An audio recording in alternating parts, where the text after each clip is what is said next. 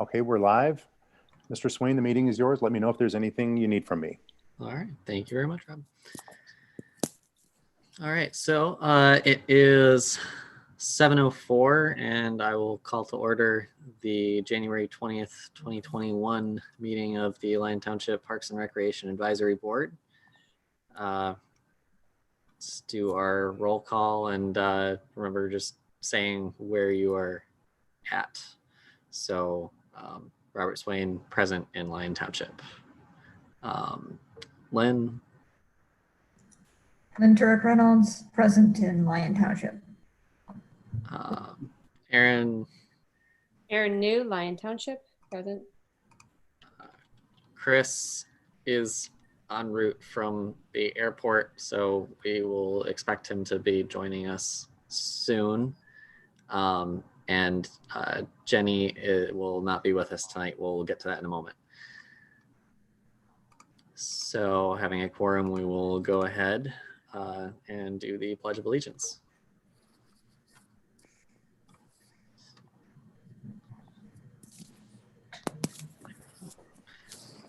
Okay. Pledge allegiance to the flag of the United States of America and to the republic for which it stands, one nation, under God, indivisible, with liberty and justice for all.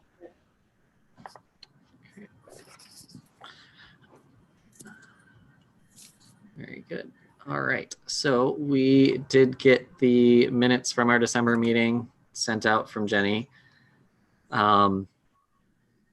I will make a change so that they reflect that everyone was present in Lyon Township. Everyone was present, right? Yes. Okay. Just making sure, because that part gets copy and pasted a lot.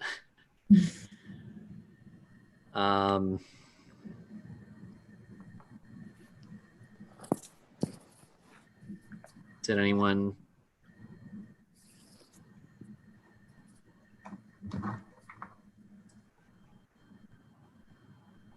have any changes to this?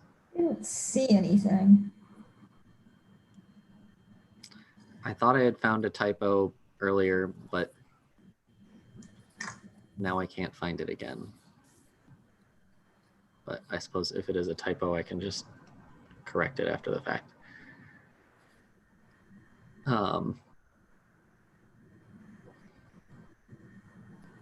I guess the only thing is the motion to recommend to the administrative team the RoboBears activity project. Is that descriptive enough, do we think, for the record? You could say the project as presented, to the board on that date. Yeah. I guess we'll keep it. So I just, the first time I read it, it didn't sound like there was no. Usually we say like approve or something, and that was there, but it makes sense the way it's written. So never mind. Apologies there. So if nobody has any changes, does someone want to move the approval of these? Motion we approve the draft minutes from last meeting on, when was the last meeting? December 15th. For December 15th. Second. 2020. Okay. Aaron, did you say you seconded I did. that? Okay, perfect. All those in favor say aye. Aye. Opposed? Motion carries. Minutes are approved.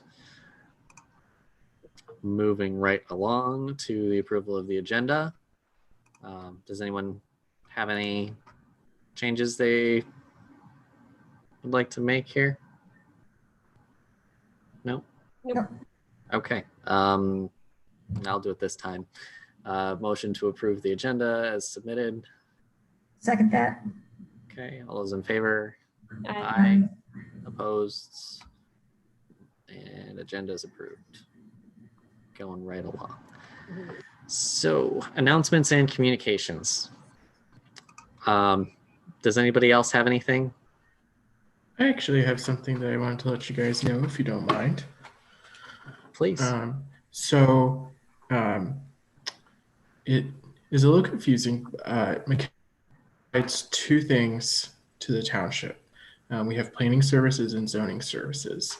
And so I was on site at the township providing zoning services several days a week. And those zoning services ended last week. So I won't be present in the township office anymore, but I will still be serving as kind of the deputy planner to Brian, assisting with planning commission and when he needs it, ZBA and township board. And so I'll still be with you guys every month. I will still be at the DDA meetings and the ZBA meetings and sometimes the planning commission meetings. I just won't be on site anymore. And so it really, I just want to let you guys know. I know sometimes we have things and I go to township and I talk to people there, and I can still reach out to staff members. It's no problem.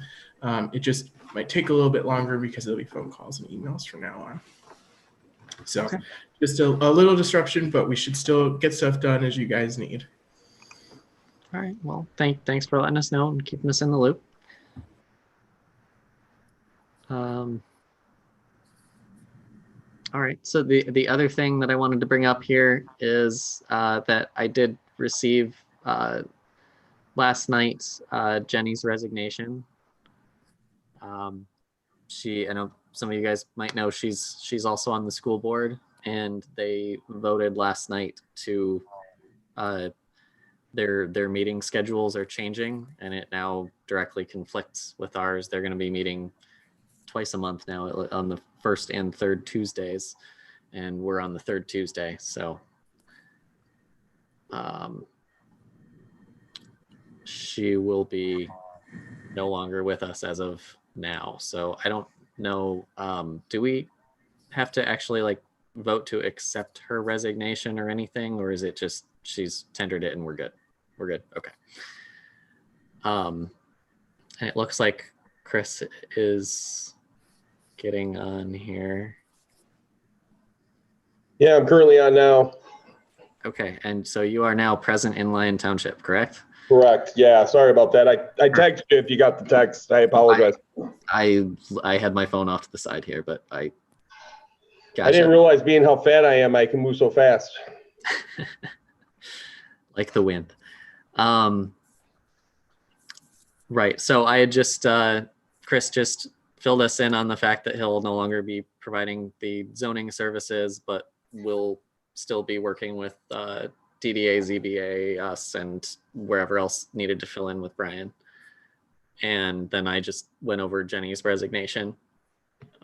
Jenny resigned? Yes. So,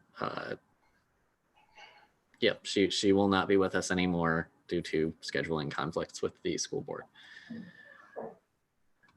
The other thing that I'll say with this is that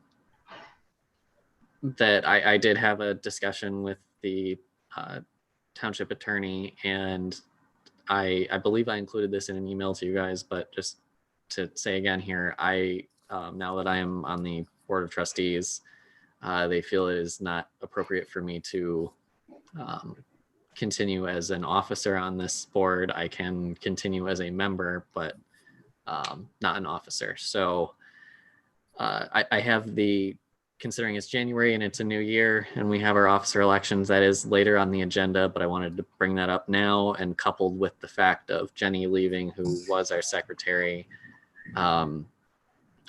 that the way that our board is structured at 5 with 3 officer positions and now 1 vacancy, that means that I will be not an officer, which means that the rest of the 3 of you that are currently standing will all have to occupy one of the 3 officer positions. So that's at the end of the agenda. So you have a little bit of time to think about what you might prefer to step into. But I wanted to Robert, I'll interject and say this. I'd have something on the new business side that I'd like to propose before we even get that far, that maybe the board needs to think about first. And if you don't mind, I'll put that in under new business, if that's okay. Is this something you want to discuss before the elections or after, or before? Before. Okay. What do you want to call it? We'll call it fate of the board. a little ominous, but I'm practicing writing for Hollywood.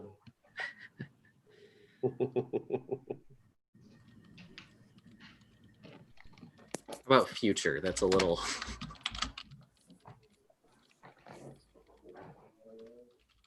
All right, so since we already approved the agenda, but I'm okay adding that if somebody wants to make a motion to amend it. I make a motion to amend the agenda to add the new business that Chris Sasher has requested. Thank you. Okay, so I've got that now as 11B inserted before our elections. Sorry, I think Chris, did you second that? Because you. No, I thank you for it. I don't know. Can I second it? Yeah, I second it if I can. Okay. I don't know if I can or not. Yes, you can. All those in favor? Aye. Aye. Opposed? Okay. Agenda amended.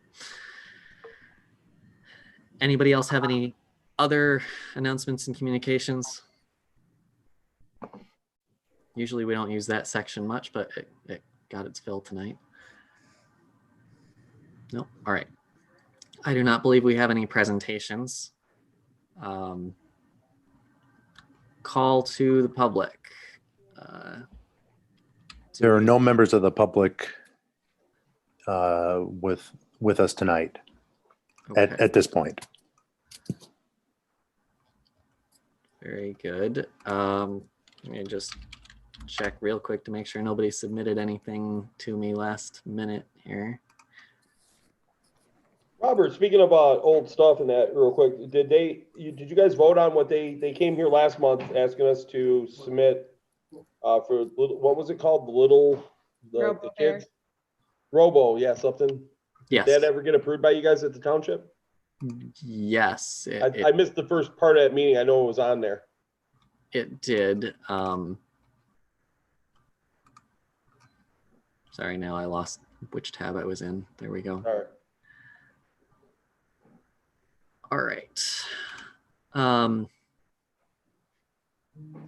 Well, that's perfect, actually, because now we will go into our item 9 for items sent to the administrative team and the township board. Basically, yes, I believe the administrative team was all supportive of the, yeah, Chris. Yeah, the administrative team gave the go ahead the next day, and I know they gave a presentation to you guys, Robert, at the January meeting, but I think that was more intended to be informational, make sure the board members knew, and let's be honest, they did such a good job with the Parks Board that I'm sure more practice just made it better. So I think that went well too. Yeah, the last I heard from them, they're working on putting together their app right now, and I believe they were going to try and launch it in about a month or so.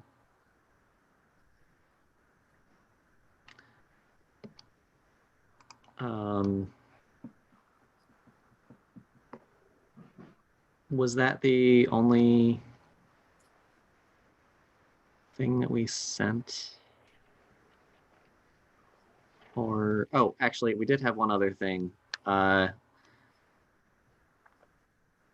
Did they say anything about the 11 Mile and Milford sign? Oh, you're muted. Sorry. Happens to the best Gotta of us, happen at right? least once in every Zoom meeting. Yeah. So the good news is they had already been discussing taking it down, so they were encouraged to see your recommendation, and everyone agreed with it. So if it's not down now, it will be down soon. Okay. Very good updates.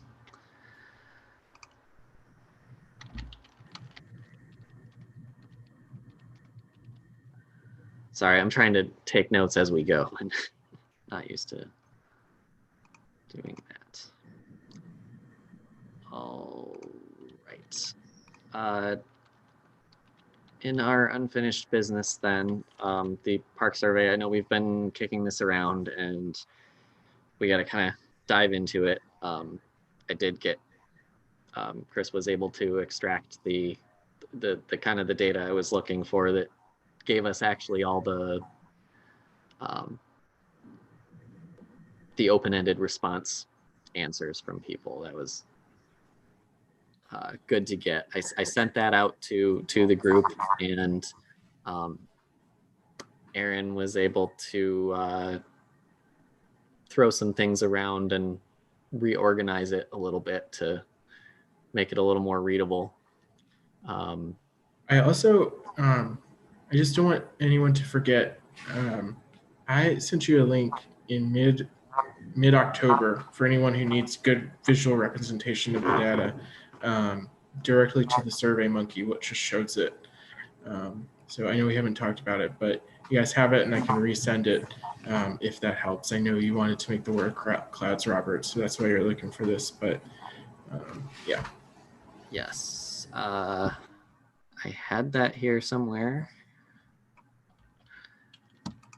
But while I look for that, I guess, so we have stuff now, we have it displayed in multiple ways. I think we need to spend some time tonight going through it and actually talking about it and trying to figure out what we want to actually take away from this, what we're going to do with it now. I would suggest maybe that we set ourselves a little time limit here and we just try and focus for, I don't know, is 20 minutes too long or too short? Do we think? I think that's a good starting point to say, let's try and dig into it for that time. Are you talking about tonight for tonight purposes, talking about it tonight, correct? Yes. Okay. Before we dive into it, Robert, what I'd like to know is that, and somebody chime in if they want, I think that what this board loses focus is a lot on is we do a lot of talking, not a lot of follow-up, not a lot of boots to the ground. I've been open about that. But in this case here, we need to decide, I think, the format to what we're going to do. In other words, are we tackling the 3 top issues first? Are we going to tackle one?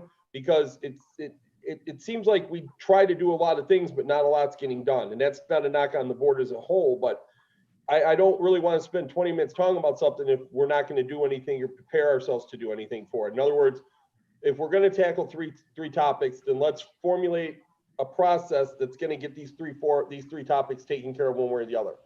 If we only want to focus in on one and then maybe do another one, let's decide that before we decide. I think that before we decide to dive into it, because what are we diving into it for if we don't know anything? Does that make sense? If we don't know how we're going to do it, how we're going to handle it, how we're going to process it.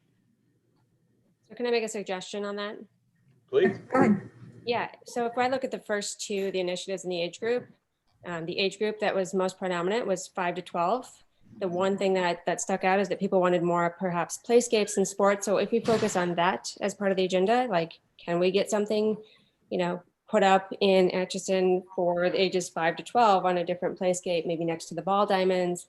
Maybe that can be a part of that. I don't know where we go from there, but that seems to be an obvious place to start, since we know that those were 2 highest remarks. Well, and that goes into what I'm saying, Aaron. Do we do the top 2 no matter what they are? Do we do the top 1 and then come back next month to do another one? I mean, whatever we decide on as a group. Chris, you deal with other townships and that your company does. What's the format that other township park boards use to tackle such a survey like this? Yeah, so I think hopefully a productive way to do it is something similar to what Aaron suggested. And I think that if you all could identify kind of major themes through a 20-minute discussion or something similar to that tonight that you see from the results, and then decide to, spend some time going forward to think about what those means and what that could produce, and then come back with ideas or projects or something similar going forward. I think that would be a good structure. You know, right off the bat, it seems like Aaron has identified a big theme, and if you could get a few more and agree on those, I think that would be very productive.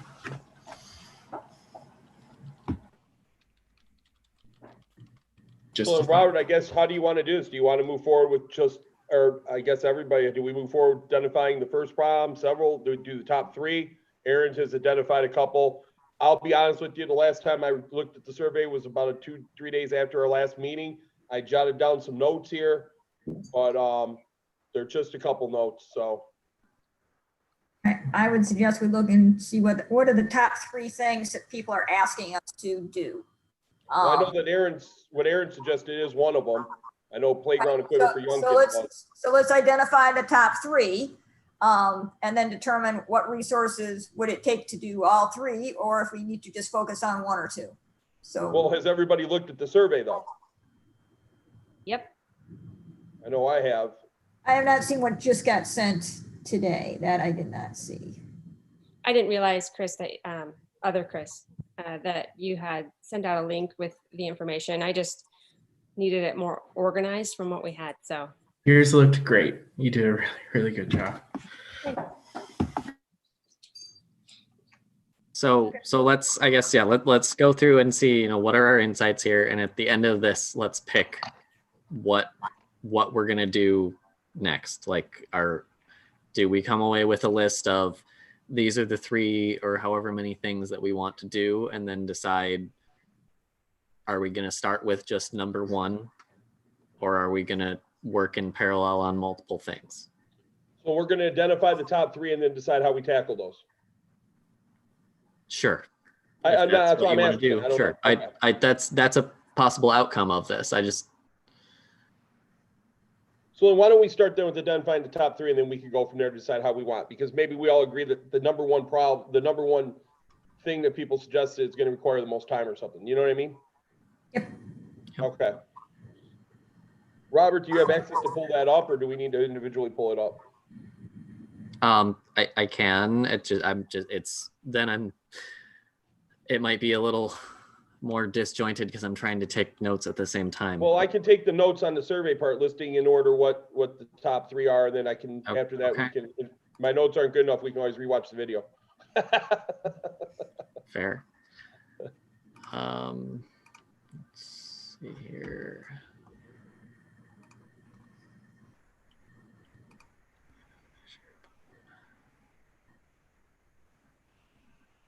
I like how you guys are in your private place. I got like my kids going up and down the stairs, and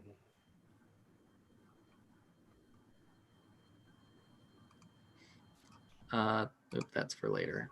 Okay, so we have a couple different ways of looking at this. We've got the SurveyMonkey view here with their charts,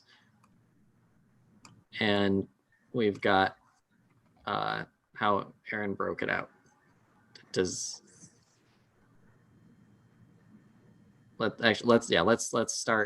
start here, because I'm more of a data thinker personally. If somebody wants me to switch back and forth, I can. Aaron, you put this together. My question is that, do you feel that how this is in the data form would represent what you saw? Correct, right? yeah, absolutely. I mean, it's literally strictly from the data. It's just manipulating the data into a spreadsheet. Okay, but I mean, what I'm saying is there wasn't like a category question or anything, right? This is all based off that clear cut, correct? Correct. Okay. It's just pivoting off of. Right, that's what I was asking. Were one of these maybe something similar to something that got dubbed into it? That's all I'm asking. Yep. Okay. No, so we had a fairly large sample of people that actually attended. So I think that tells us we can largely trust that people were informed about what they were telling us. Our overall quality was, not bad, but we had very little on the high end. not a whole lot on the low end either. Actually, this might be better visually, but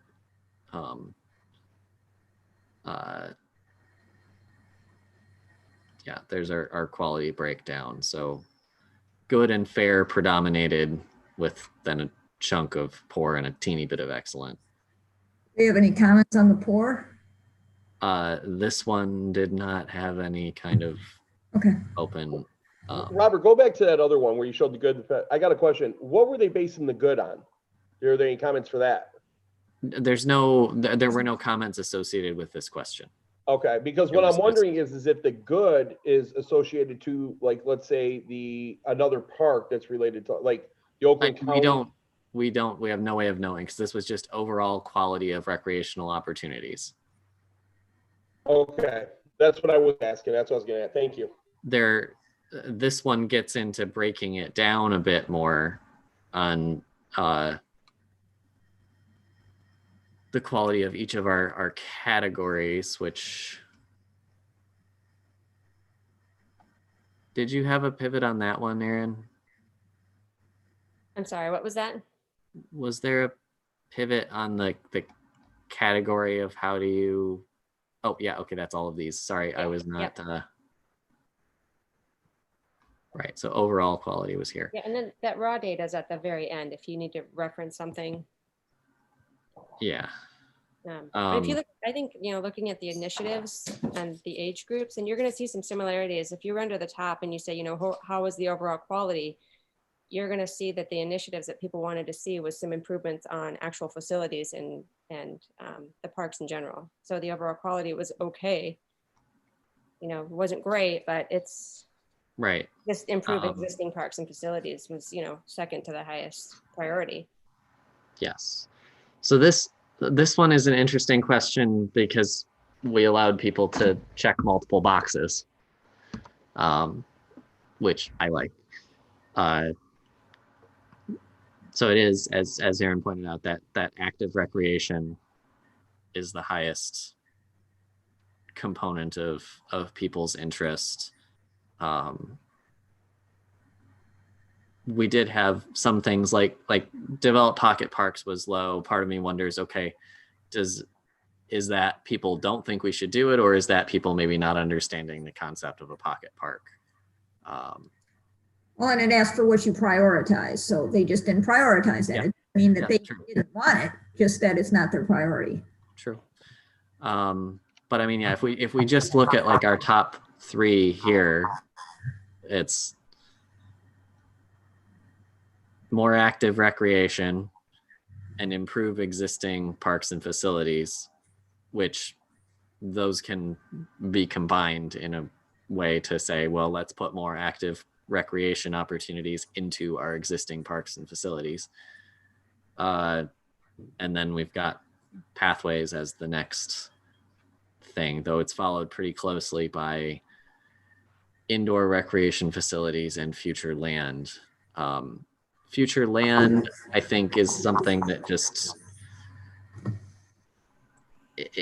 there's probably not the budget or appetite to go after things right now. It's something more that we probably just have to kind of be watching out and saying, if an opportunity arises, be aware of it. And indoor recreation facilities,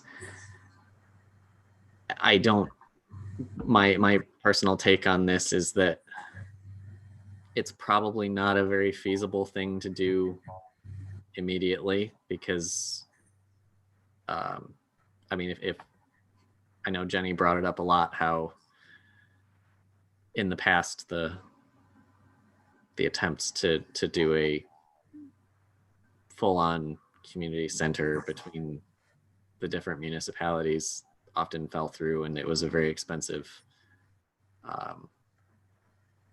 proposition. But again, I mean, nothing's off the table. That's just my initial thoughts. Yeah, thinking, playscapes and stuff. For improving existing facilities. I mean, we've been talking about what do we want to do with those with the old ball fields. That would fall under that particular category. and non-motorized trails and pathways, I don't know about you, but I have absolutely no way to, I live, you know, a subdivision that comes off a Pontiac Trail. I have no way to get anywhere on my bike. There are no ways to, there's no way for where I'm at to connect to any of the trails. And I know that there was that big plan, because I've seen, you know, that they had at some point thought about having something that would go up, you know, Pontiac Trail, so that people could connect and go up. You know, that's been here. That's been since I've lived here, and that's, you know, 20 years, and nothing's ever happened with that. To that, I guess I can just say that there is a bicycle and sidewalk plan, and it prioritizes certain routes, and the main way that they've been filled in the past is as a developer puts something somewhere, they complete the path along that frontage. The problem with that is, yeah, we have a bunch of gaps, and there have been efforts to fill those gaps. It's just been a slow process. But yeah, that's what I can say about that, I guess. So, I mean, is that something that we could even get money for, or do we just have to wait till a developer comes in and decides that? Well, this is a good possible segue into bringing up something of, we'll maybe talk more about it in the future item that Chris added, but I mean, a lot of these things, there are grants out there, but we have to do the legwork and find the grants and apply for the grants. Because I mean, I don't know how familiar you guys are with the grant process, how a grant processes typically work, but at least in this space, you typically have matching funds where the township has to throw in a portion of the money. The grant isn't going to pay for all of it, but I think it's a much easier sell to the township board when you have a grant involved that's matching some of what we're spending. So the point being there that, I mean, there are grants out there for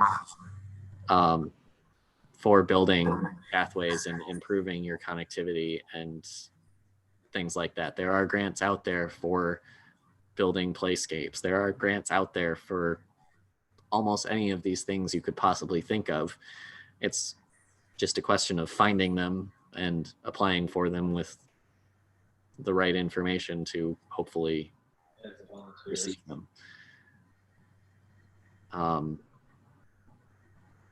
So I guess the point of that, directly in response to your question, is just because it's a slow and expensive process doesn't mean I think we should ignore it. Maybe it's not our main focus, but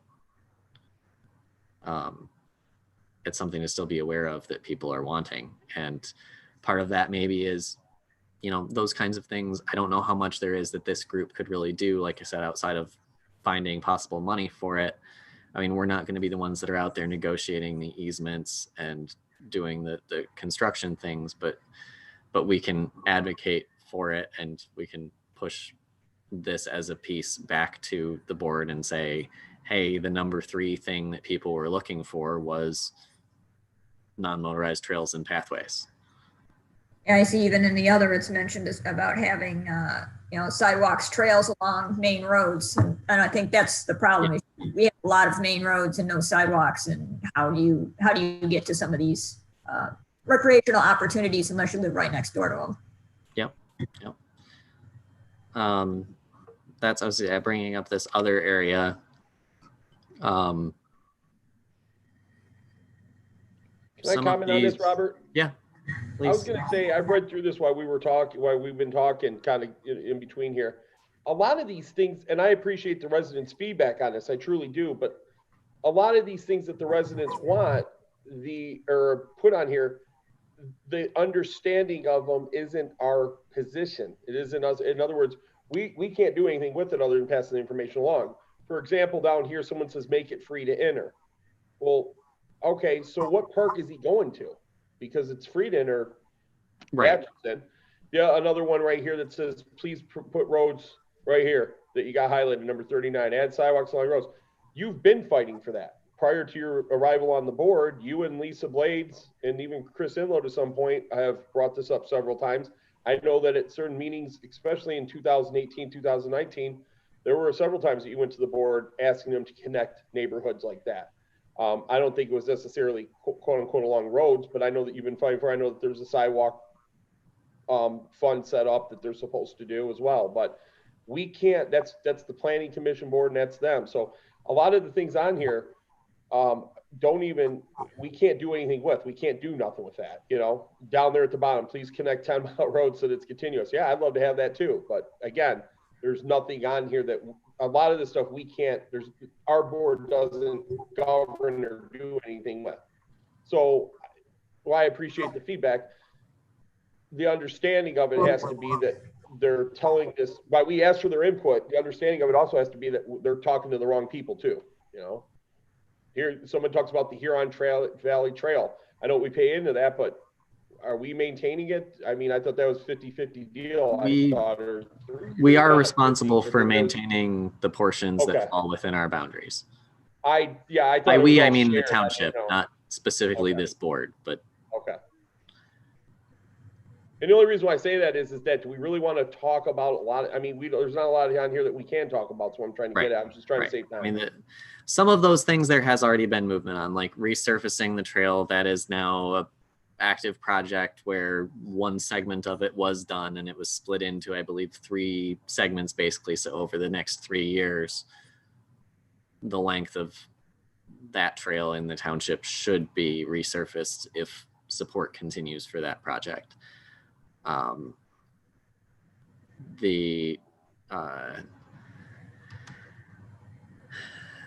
Things like extended night opening time during some meteor shower events. That's probably a very niche thing. I didn't write that one, but I do agree with it. That's an example of something that we can put on a list somewhere of, you know, no, it's not a major initiative, but when we look and see that one's coming up, you know, we keep sitting here thinking about, well, what can we do for an event? Well, there's an event idea. You just get the board to agree that, okay, yeah, we'll extend because I think by ordinance it closes at, it's either like a certain number of time past sunset or at like 10 p.m. I don't have it up in front of me, but you know, that's something we could easily do as a quick event idea. So that's where we probably need to have, when we were talking about what do we do with the survey here, I think it's kind of two-pronged of we pick a small list of things to pursue now, but we should probably also have a list of things that we can throw on there and say, you know, if this comes up, or, you know, here's some other event ideas that people mentioned that we could choose to pursue at some time. Can we recommend that something like, you know, if they've been talking about, you know, extending the trails and stuff, can we recommend that they create a 3-year plan and publish it as, you know, and prioritize which sections would be, you know, installed first?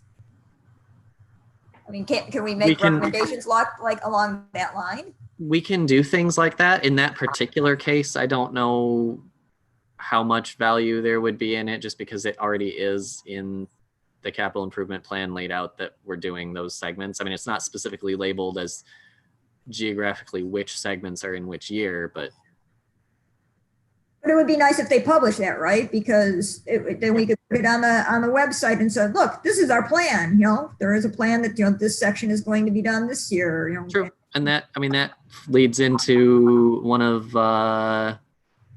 this how to obtain information. I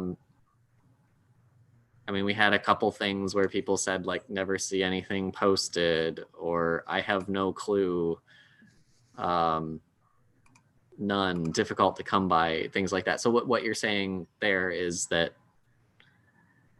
if people, not to put words in your mouth here, but if people are saying that they have a concern about something or it's a priority to them, maybe we can't directly do anything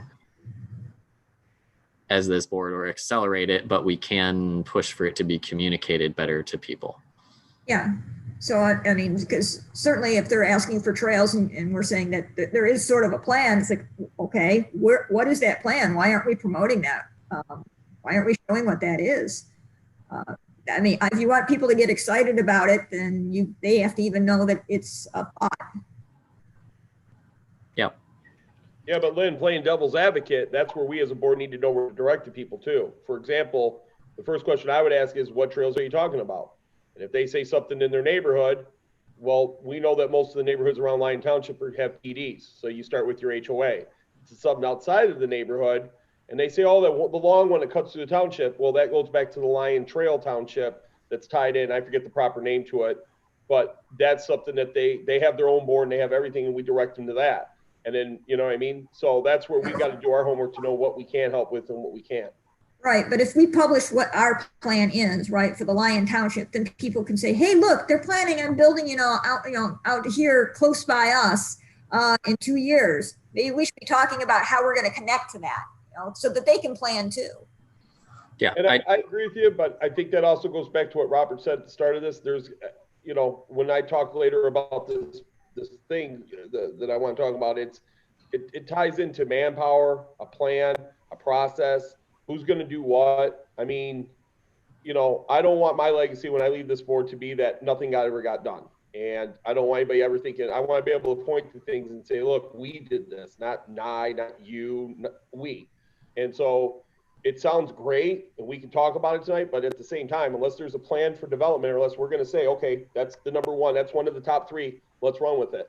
Formulate a plan and really implement it, then, that's the only way it's going to get done.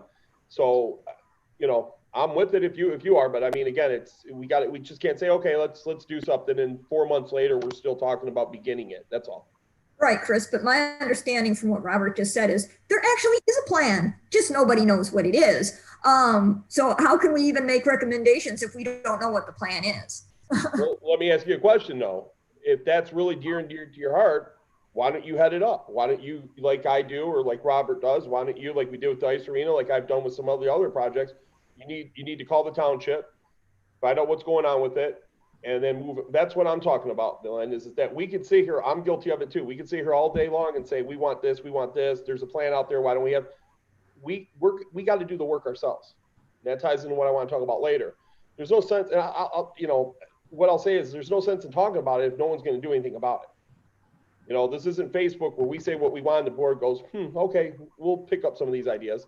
We have to do the heavy lifting ourselves. And that's a commitment by all of us. And so again, if you want to do it, I'll support it. I'll help you. I'll even help you, but let's formulate a plan and do it. That's all I'm saying for any of this stuff.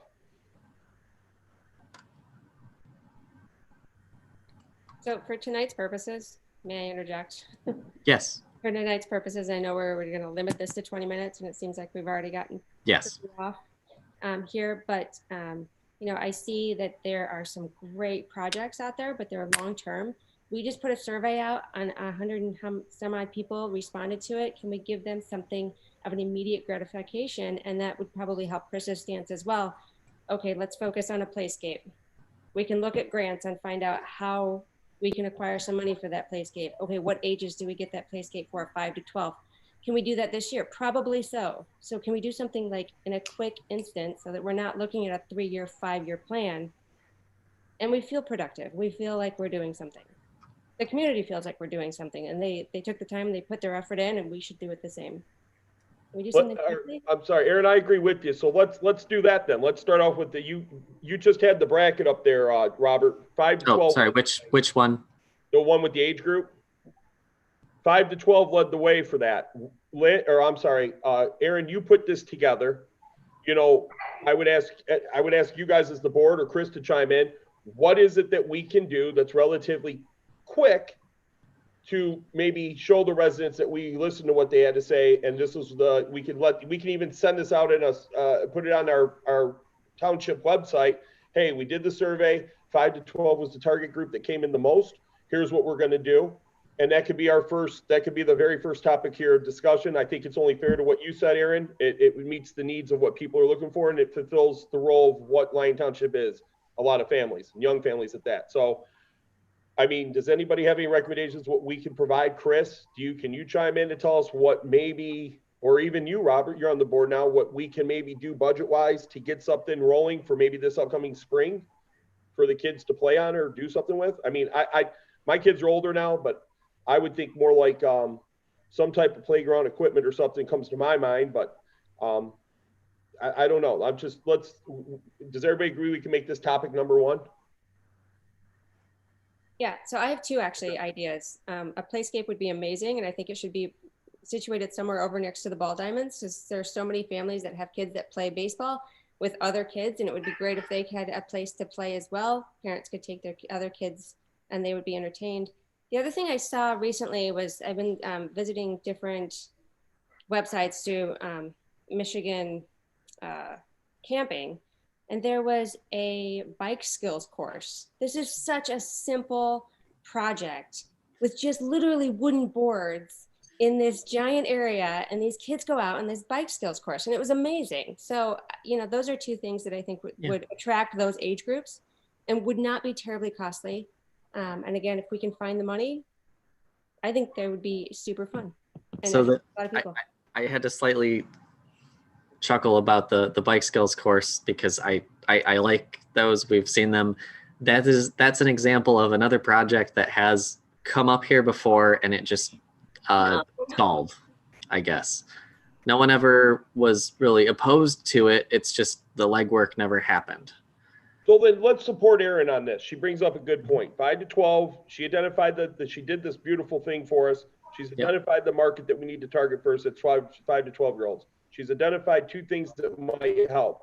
The bike course, the only thing I see with that is maybe liability that the township might have some questions on. But the playground equipment, I don't think that would be too difficult to get them to approve, especially with your suggestion putting it next to the park because the growth for baseball's there. So why don't we do this then?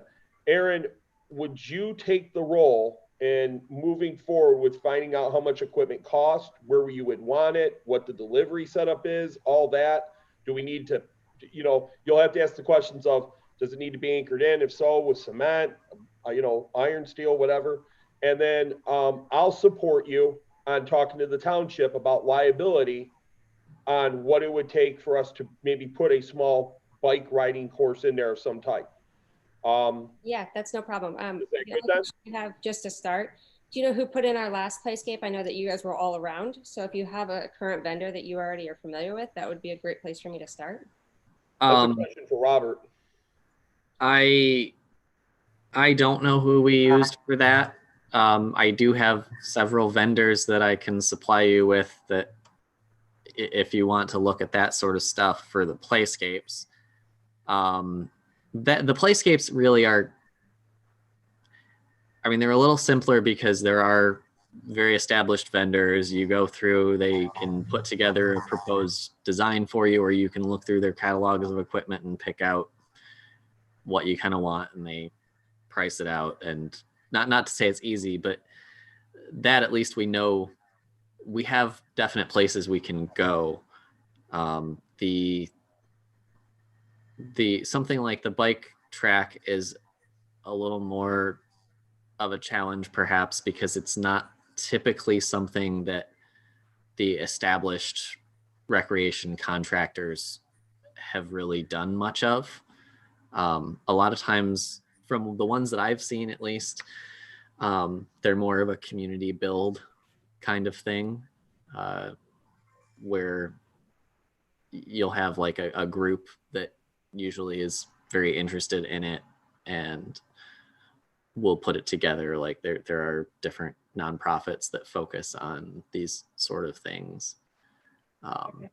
So the state of Michigan, I know that Groveland Oaks has a skills. Is it Groveland? Okay, I knew there was one of the Oakland County parks. So it's Oakland County. So I'm sure I could, figure out who to talk to in Oakland County, see if they had a vendor or if they just winged it. We did actually have a presentation from somebody from Oakland County Parks, and I've got the contact info somewhere around here. Okay. Yeah, anything you can send me to set me running is fine. Clearly, like, I enjoy just Yeah. getting stuff done, so. But So that, again, Aaron, that you'll take care of the playground equipment stuff and get all the questions answered on that. I'll tackle the other side for the bike thing, the bike course / skills course, correct? Or do you want to handle both? It doesn't, whatever you guys want to do. Whatever you want to do. I'm here. I just want to get things like, I just want to move things. I don't Yeah, want to sure, talk. Chris, if you want to contact Oakland County, the person who was in charge of that bikes course, that'd be amazing. And Okay, then does I that can help just you put then to work get on the your place project schedule. going? Sure. Okay. I might reach out to you for that number then, if that's okay, or for whoever it is you were just talking about. You're talking to Robert, right? Pardon me? You're talking to Robert about the I'm bikes. talking to you. You said Grove course or Oh, I'm something? sorry, Groveland oh, Oaks. Groveland. Okay, I was trying to write it down, so I apologize. So Yeah, Groveland. Groveland Oaks, it's in Oakland County Okay. Park. yeah.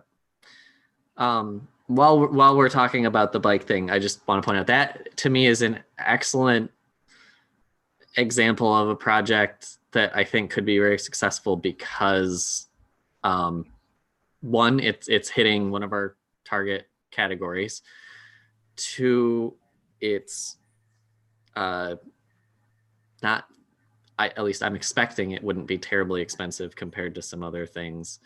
But perhaps most important out of this is it lets us, it's something that isn't very sensitive to the condition of the ground. I mean, we're sitting on a landfill that by its nature continues to shift. And so a lot of traditional recreational facilities have to be anchored to some sort of foundation, however shallow. And over time, as the ground settles, things like playscapes, like we used to have a very large playscape that I really enjoyed as a kid up on the top of the hill where the disc golf course parking lot area is now.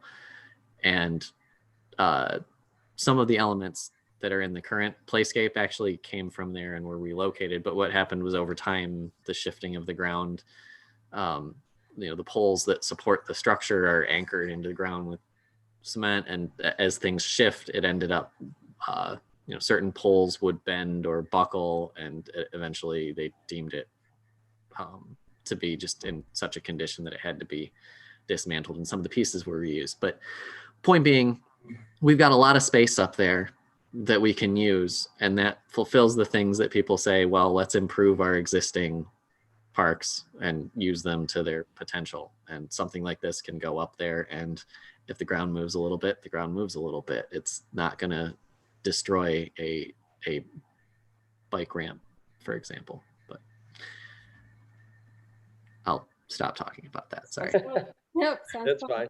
So guys, I got a question then. So we got two things under our target age group that led the way. 5 to 12-year-olds. Aaron's going to do the playground. I'll do the bike. I call it bike course / skills, like you addressed, Aaron. Is this enough for right now? Do we maybe Lynn and Robert, you guys can tackle another one? I mean, does that sound fair? What do you guys want to do? So I have one other idea, and it goes on to the meteor when you were mentioning that someone, Okay. because the meteor thing is really cool for me. I don't know, that I geek out about that stuff anyway, but have you, or is it even possible with the ordinances to do a meteor camp out? Like a free pitch your tent, bring in some porta potties. Obviously they'd be prohibited from fire and things of that nature. But if it was in the middle of summer, I don't even know if that's even feasible, but it was just something I thought of. Even if they brought it out until like midnight, I don't know, but it would be pretty neat to stay out all night. Definitely something worth looking into, I think. Aaron, the year that I joined the board, Kensington does, if you're into that thing, and it's really cool. They do this for the kids and that too. Yeah, I've seen it. The University of Michigan will actually set up telescopes over at Kensington.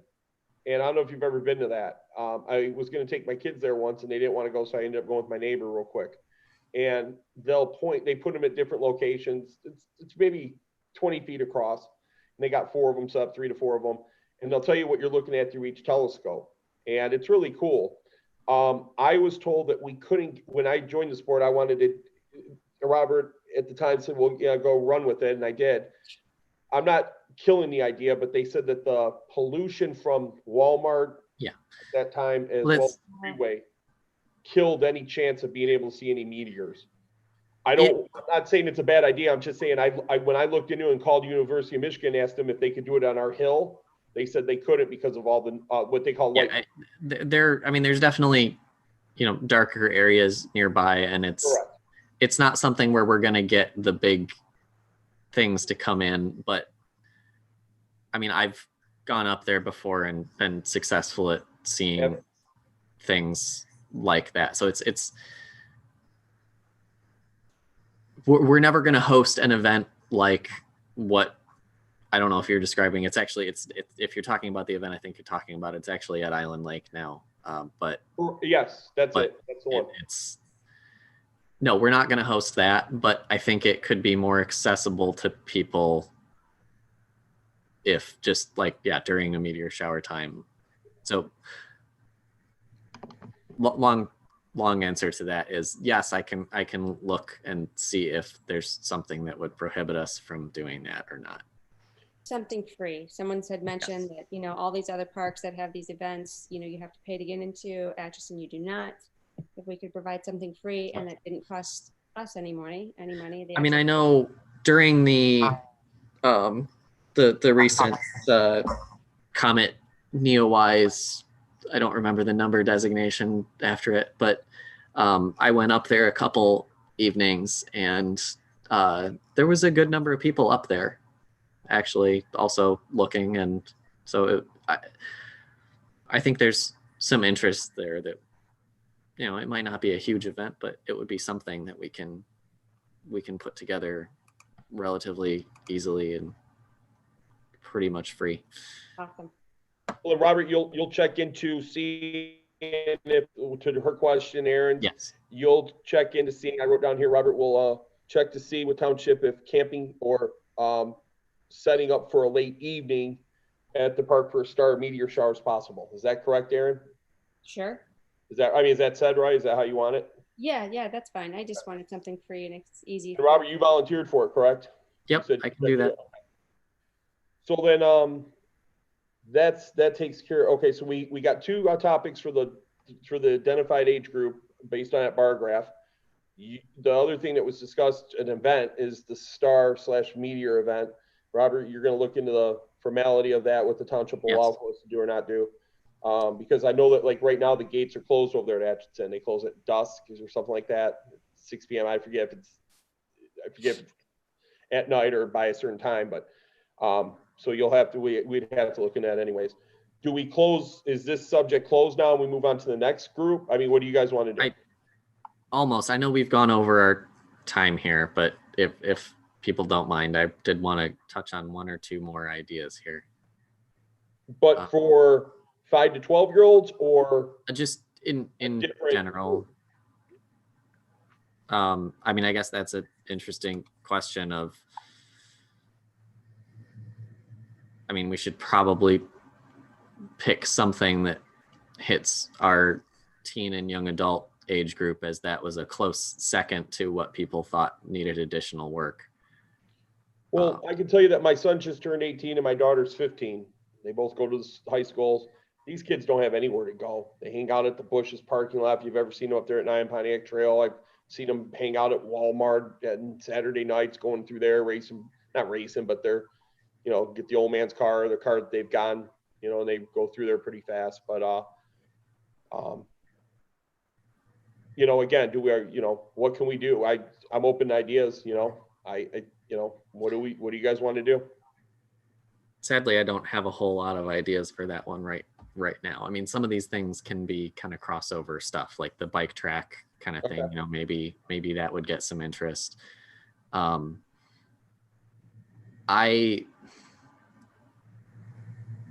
These are 2 old things that I've brought up in the past and admittedly never really followed through enough on them, but Uh, I got a question then, and that's been something I wanted to ask for a long time. Speaking of that age group between 13 and 19, all right, and I don't know if they can even accommodate this. There is a small community center off the library currently, correct? yes.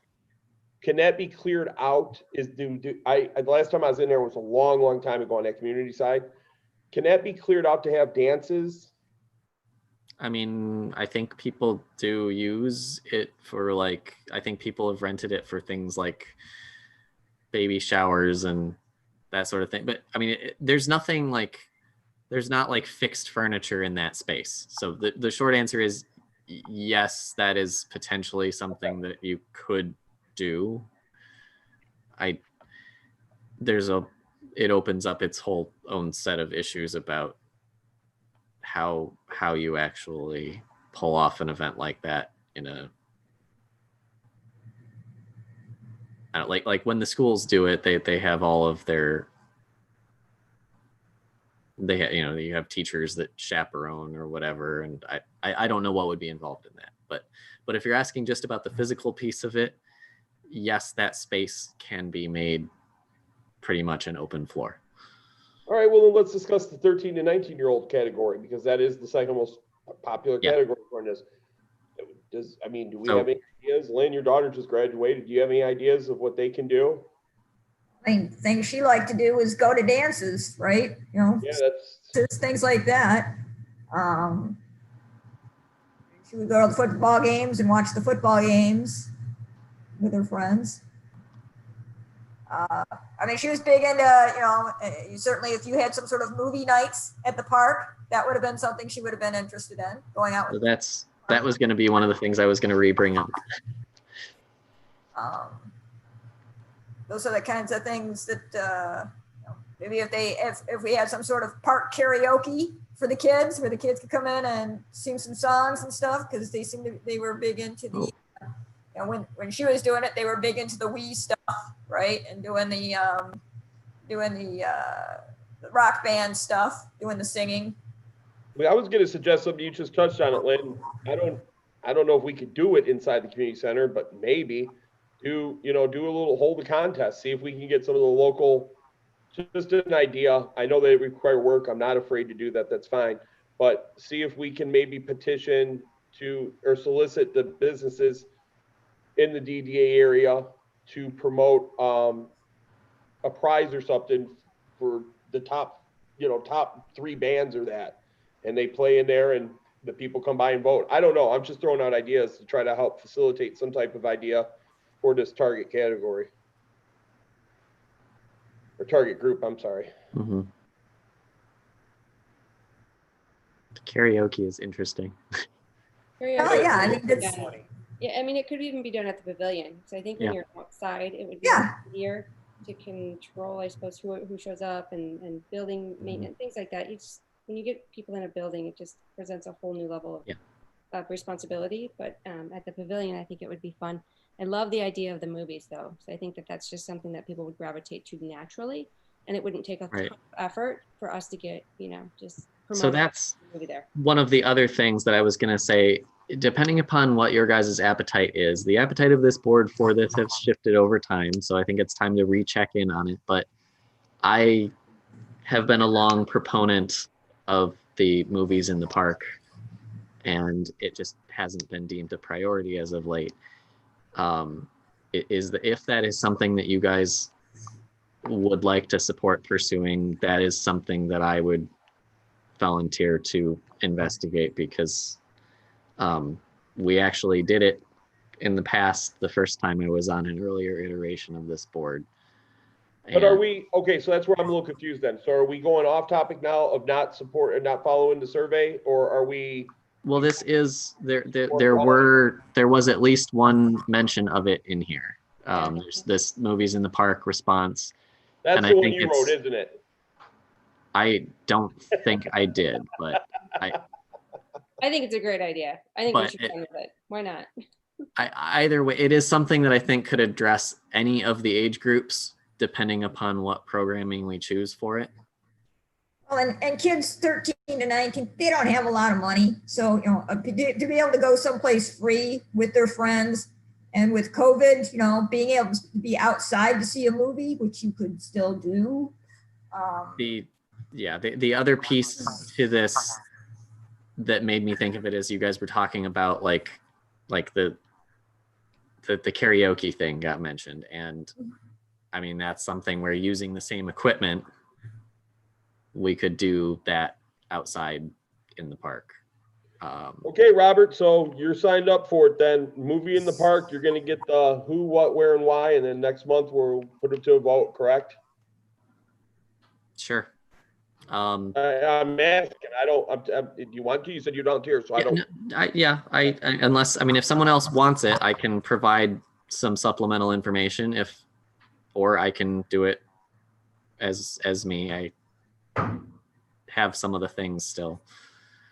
So, and the reason why, guys, that I keep bringing up the who, what, where, and why is that, and Chris can comment on this as well.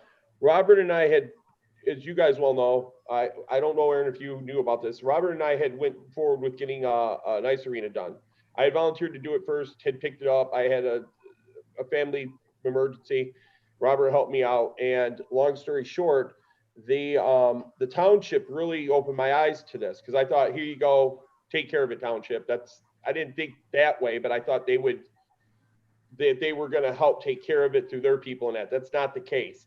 You have to present to the board, you know, okay, so we do this, but how's it going to be done? You got to think backwards. Who's going to take down the movie? Who's going to put up the movie? Who do we need facilitation by the police? Who's going to be there to represent the park board? Who's going to select the dialogue for the movie being watched? So these are the things that the township board is going to ask before they approve anything. And remember, they only hold their meetings once a month. So if we want to get this thing going for the summer, we're going to have to get something on there for March. So that's why I keep saying who, what, where, and all that. So please understand, I'm not doing it to be a smart aleck. I'm doing it so that we understand, everybody understands that that's what they're going to ask. And if we can present all that in one meeting, they prefer it that way. And if we can do it in one meeting to get it going, it helps facilitate us getting something done sooner than later.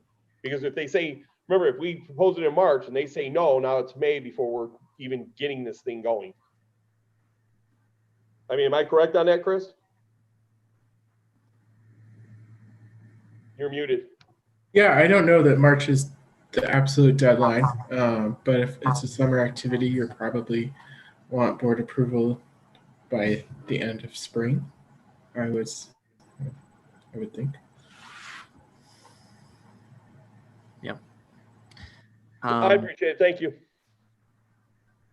Well, Robert, what is, speaking of that, did we ever, remember when I first joined, we were looking in to find out what happened to all the missing equipment? Do we have any of that left, or? That's why I'm saying I would take this, because that I have some of that background to know where to start following back up. We didn't get Perfect. a total definitive answer on those things. Okay. But it's something we can do, and I can come back with some options for us. The other thing that I'll plug, but I'll leave as a future project, is the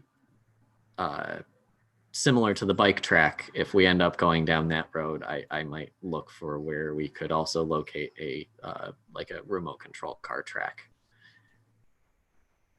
because that's another simple thing, but that can also happen later. I think I want to focus on the movie thing first, unless you guys like the other ideas substantially better, because I think the movies is better. Okay. The movies is better because it has a broader appeal. Right. It's something that people can still do outside during COVID. Yes. Well, that's the other thing I was going to say too, is I can look at one of the things that we had talked about in the past when we were thinking about rebooting this, basically, was you can get, along with the sound system, you can get an option that's basically a short range FM transmitter. And so we could potentially set it up as like a drive-in thing. And that way we could still do it if people aren't, huddled up next to each other on a lawn. And there might be a way to hook up to apps on people's phones now too. Yeah, that's possibly, I hadn't thought about that route, but yes. Okay. So I've got something, not to put you on the spot, Lynn, but is there anything that jumped out at you that you might want to look into? I mean, I'm willing to help with any of the things we've talked about. Okay. You've talked about in the past, if nothing jumps out at you, you've talked about in the past the idea of looking at taking the old baseball field area and making it a dog park. Yeah. Is that something that you still, I'm scrolling through and I saw that on, I think, a couple lines here. So it wasn't just your copy of the survey. Someone else said that too. Robert, I don't mean to interrupt. Yeah. I was talking to Nicole about the sled hill. Yes. And she did send some information over today to me. I didn't forward it on because I know she sent it till I called her today about it. And with that being said, we were talking about where the ball diamonds are. And she had, when we did our conference call with her a couple months back, she had asked if we had done anything to move it forward. And I said, we're talking about going to the township and having it all removed. And I said, we haven't got that far with it yet. And she said, well, you know, I was talking to Christina, who oversees it. And according to Nicole and talking with Christina, they don't think that anything could go there. They wouldn't suggest anything going there because of the shifting that has occurred. So the idea of putting a park on there might have to be tabled until a dog park, until we can find out through them what they want. And I believe that is their property that's on that, where that is, if I'm not mistaken. Yeah, I mean, it depends what would actually have to be installed. Like, Again, I agree. I'm just saying that maybe this would be best served to wait for them and then see what we can do. okay. It's just, if you want to move forward, then fine. I'm just telling you what was told to me just today.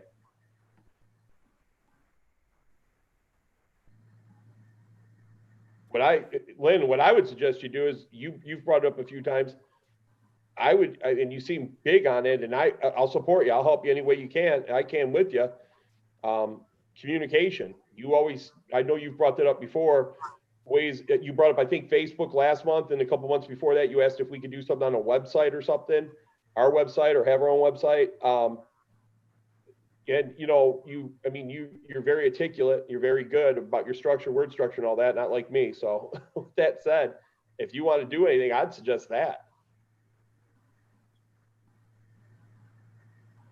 Well, I didn't think we could just take over our own website. I thought we had to kind of, Well, no, I mean, no, you can't just take it over, but like you could work on putting together a plan for, you know, these are the things we want to talk about, or what are we going to say? How are we going to say it? Because I mean, somebody, like you were saying, if we want to communicate things to people, somebody's got to generate that content.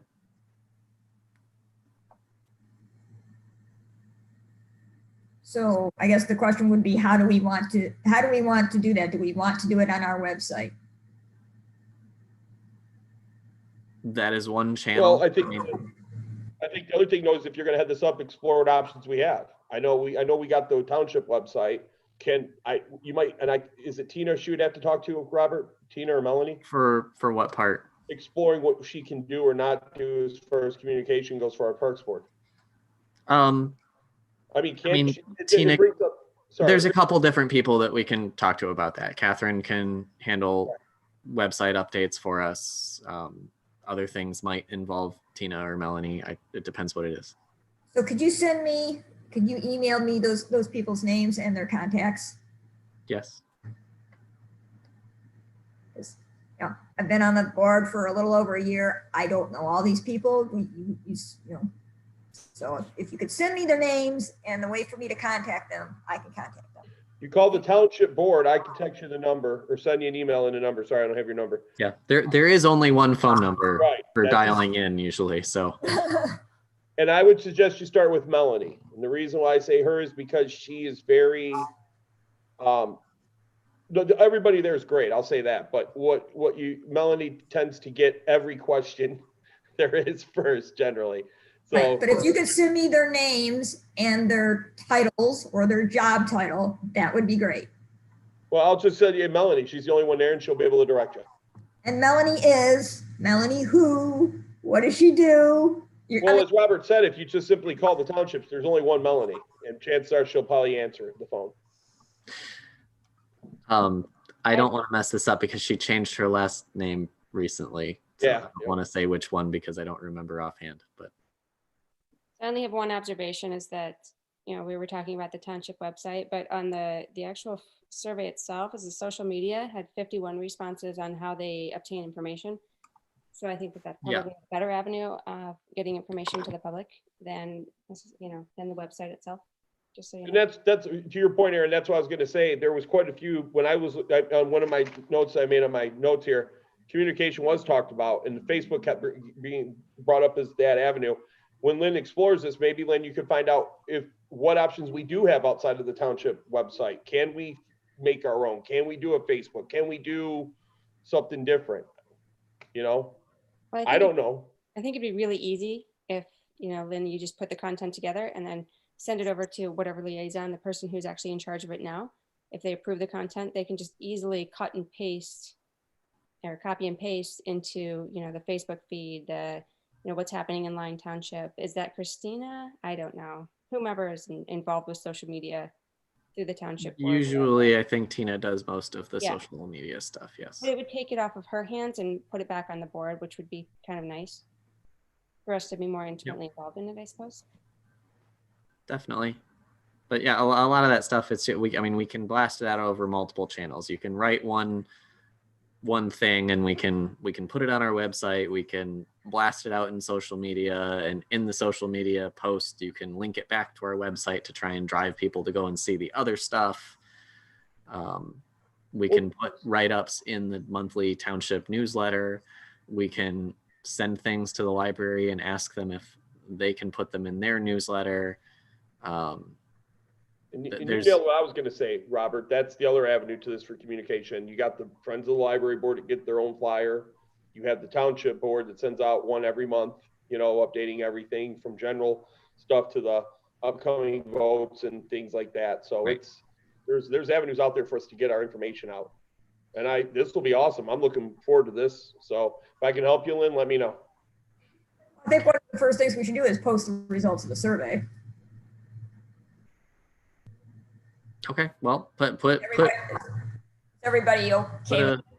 What do we want to publish? I think we should do, you know, the results of the survey and, you know, make some sort of statement of, you know, we're looking at these kinds of, you know, based on the results, these are the kinds of areas we're looking at doing new initiatives on. Yes, no?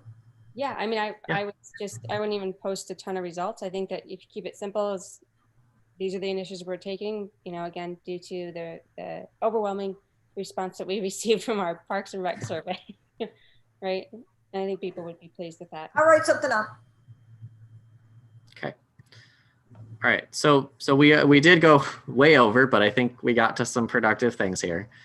But so can I review real quick what we're doing? That's what I was going to say. Is let's wrap it up. And so we necessarily didn't do a top three. What we did is we did target the number one category, 5 to 12-year-olds. Aaron, and correct me if I'm wrong, please. Aaron, you said you'll look into the playground equipment. Playground equipment's what I wrote, but if it's playground stuff like climb house or that sort of thing, I'll dub that as equipment.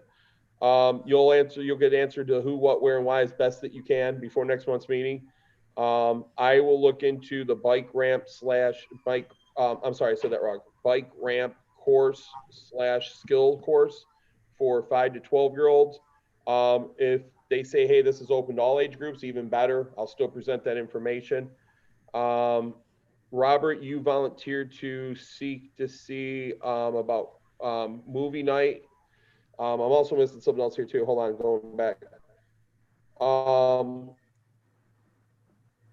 You said that, Robert, too, you said under that category for the 5 to 12-year-olds, because it was brought up, not so much for that category, but you'll seek to see what the township will do for us as far as camping out or staying late at the park. Yep. Aaron has suggested porta potties or stuff like that. If they do it, you'll find out all that information. 13 and 19-year-olds, we kicked it around but didn't come up with anything. Then Robert suggested the movie in the park for that group as well as for other groups that we're trying to touch. You'll find out what's going on with that. And then Lynn, you're going to communicate with the township to see what we can do as far as communication goes outside of the normal, newsletter that the township sends out, as well as the Friends of the Library. You're going to see what more can be done, correct? Yep. Okay. Okay. And then, so that takes care of the survey part. Right. So we've all got one or more things to dig into. What I would suggest that we try to have for by our next meeting, and don't hesitate to blast things out to people in between, but some sort of an idea of what your plan would involve. Like, you don't have to have it totally finished, but we should have some clear things of what it would involve and some potential cost ranges is, I think, what it would be good to come back with. Okay. Because we might see, maybe something is just not feasible, but we need that information first to find out.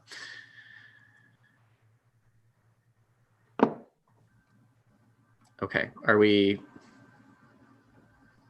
good with this right now? So we'll start with these things. We'll work on a post about the fact that we're starting on these things, and that possibly sharing, okay, hey, if you're interested in seeing the survey results, here's kind of what they were. And we'll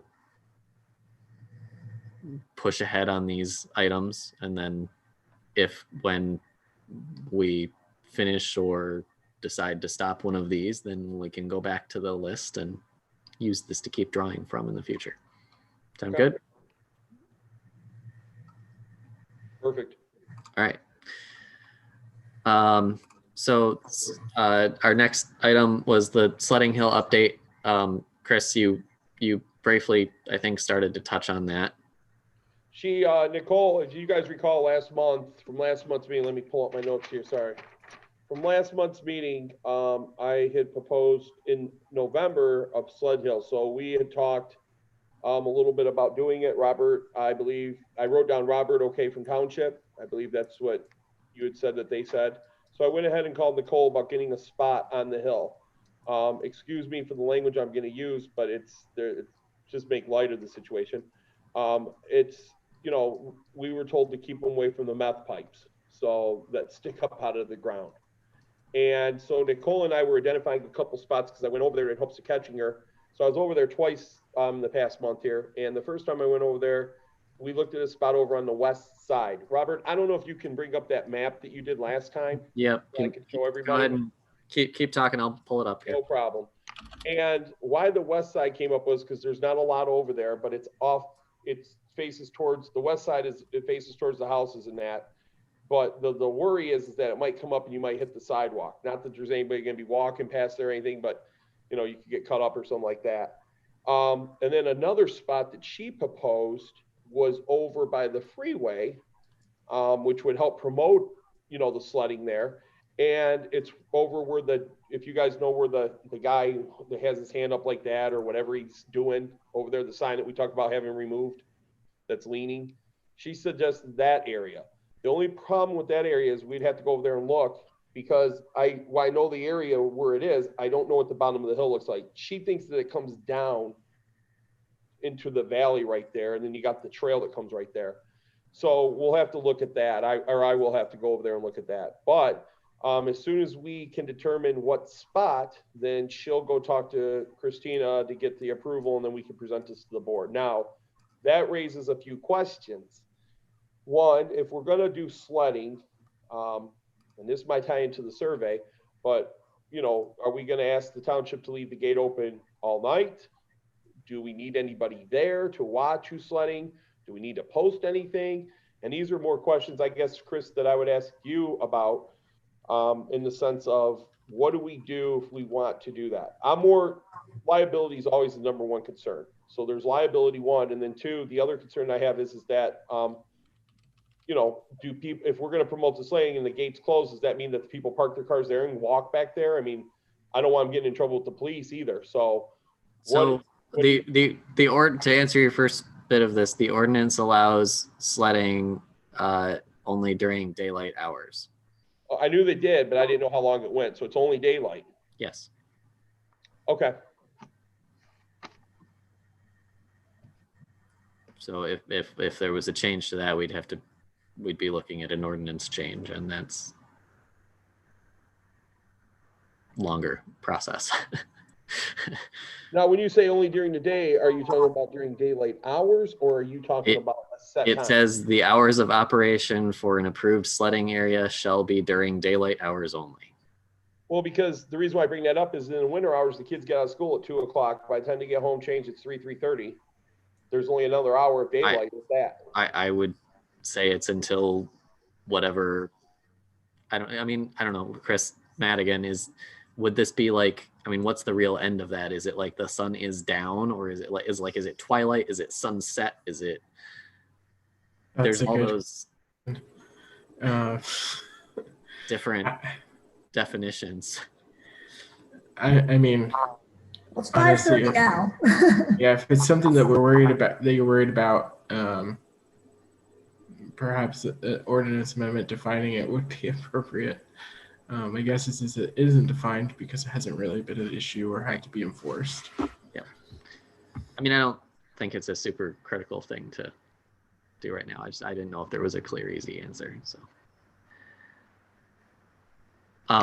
sorry, I answered that part. What were your other questions before? Just liability in general. I guess that's what I'll have to find out next. Now, I do know that one time the townships, when we were looking at this before, the township said we were covered. Remember with Michelle? As of last winter, we were fine as it being included in our general liability insurance for the site. I just wanted to make sure.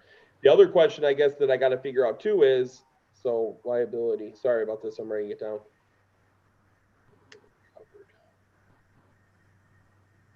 Covered by insurance. Hang on. Covered by township insurance. I guess the other part that comes up to this then is I got to find out is whose property is this on? Again, I know that we own the majority bottom, but we'd have to get it approved through them if at the top, because I know that's their part. Yep.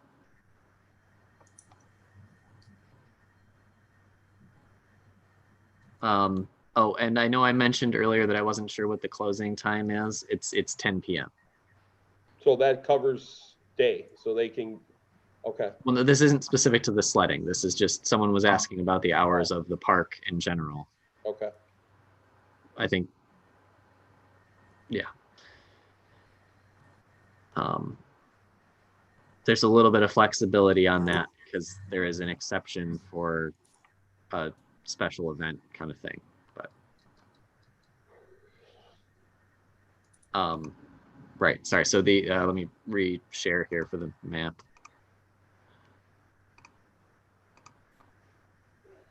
Okay. So see where it says Lyon Township Fire Department, if you could put your arrow over there. Yeah. Now go up a little bit more, come down a little bit more, right there, stop. She proposed everything to the left of that. She said that those are, and when we looked at it, there were pretty wide openings over there. But if you go down to the little road, the trail right there, that's what her concern was. Over there where the Huron Valley Trail is. She's afraid that if someone's sledding, it might go down in there.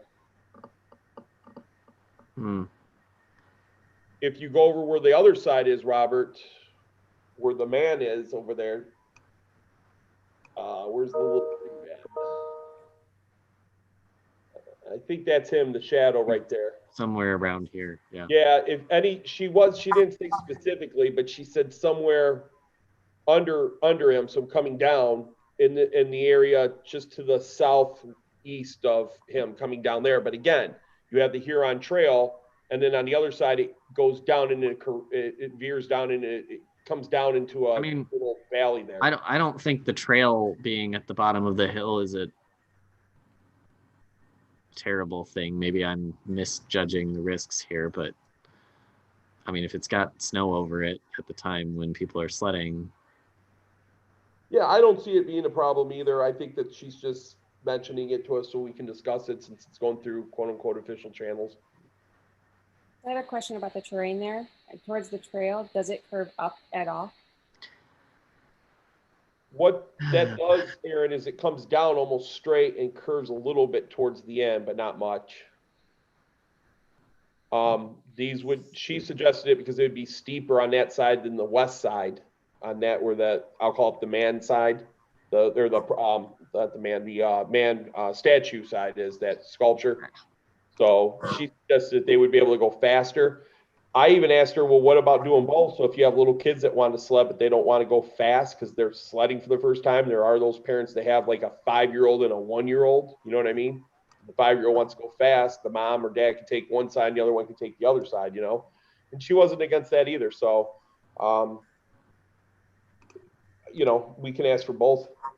It wouldn't hurt. Where did it go? I had.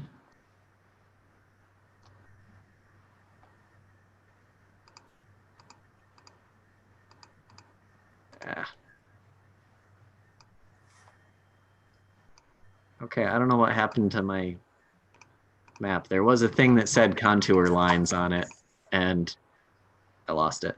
That would have told us if it curved up, but. Oh, go to options. That's what I was trying to do, and it's not working for me. I don't know if I'm just. It's all I see here is the list of the map of the imagery, which is not what I normally see on this.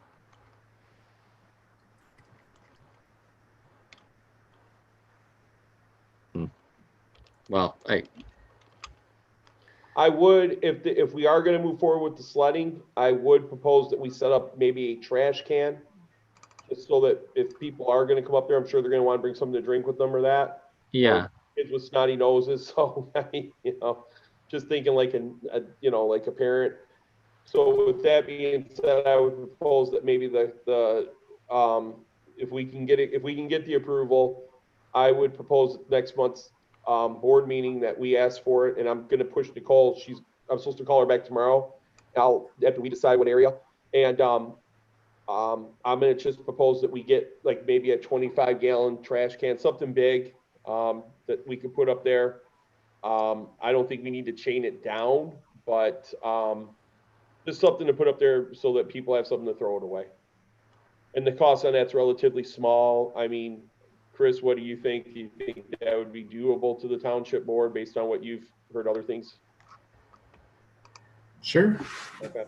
You're just talking about a trash can for trash can. I don't even think they would need to put a liner in there. He could dump it, you know. I don't, unless the other one's got liners, then we could use those trash bags there, you know, but just something bigger. That way we're not, you know, with that many people, stuff gets brought up there, you know what I mean? They have one over, if you go to the South Line one, they have one at the bottom of the hill on one side and one on the other. Or they used to. I haven't gone over there in the last couple of years. The one piece of advice I have is that if you would like it on the February agenda for the Board of Trustees, I would contact April and Michelle, or whoever does that, if it's you or Robert, tomorrow. Okay. They put the agenda together early and can be pretty rigid about it, and so I would make your intentions known. Well, I guess that leads to the board question. Two things, board. Do you guys support this? If you do, are you in favor of moving forward to getting this on the agenda for that meeting, for the February meeting? I'm just thinking outside the box. We will have only one more month of, we only have right now currently 2 months, but after that board meeting, we'd only have another 6 weeks worth of winter. If you take into consideration the first week of April and then the rest of February. So, I mean, what do you guys think? Yeah, just do it. Yeah, I think we should move ahead on it, because I think if we get it started this year, it'll be that much easier to do next year. Right. Did we ever think about, I know with the snow fence, we talked about $600. We already, yep. That was all good?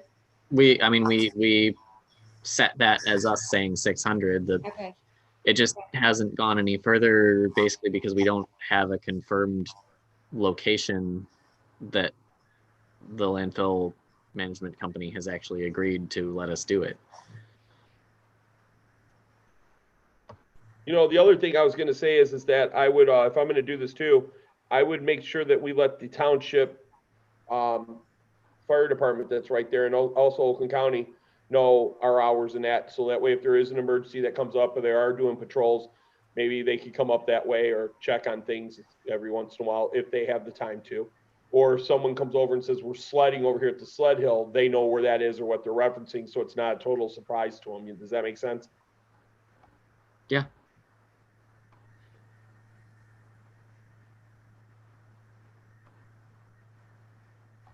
Okay, then I'll get approval then through Nicole and see what Christina has to say. If she has any additional questions, it'll push this so back to March. But to your point, Lynn, and I like it, even if we get it done in March, it'll open it up for the following year. So I'll get to work on taking care of that for us.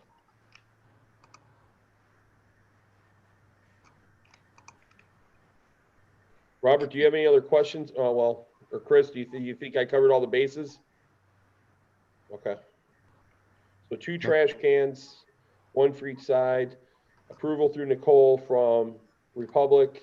Agenda board meeting call April or Michelle for the February meeting. Okay. The only other thing is potentially we might need a sign that basically says, you know, I don't know what the verbiage would be. That would have to come from whatever the insurance people tell us, but I'm assuming we'd need like a sled at your own risk kind of posting. Okay, no problem then.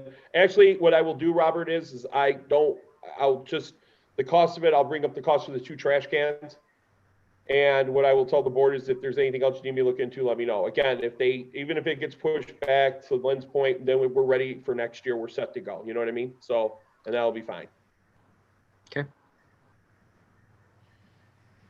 I'm sure you'll bring that up when I attend the meeting, correct? Sure. All right, good on that. Maintenance plan. So another kudos to Erin. She did pull this together. Do you guys have this in front of you, or do you want me to bring it up? Can you please bring it up? Please.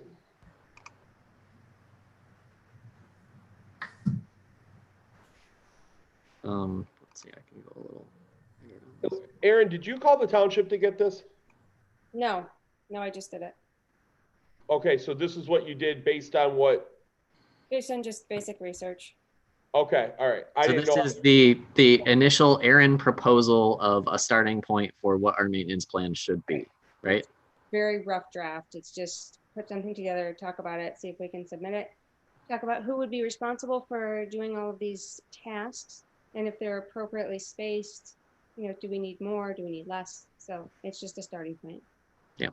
No, I congratulate you on it. I did open it up and saw it. I was going to pop off an email to you, and I apologize for not getting that done.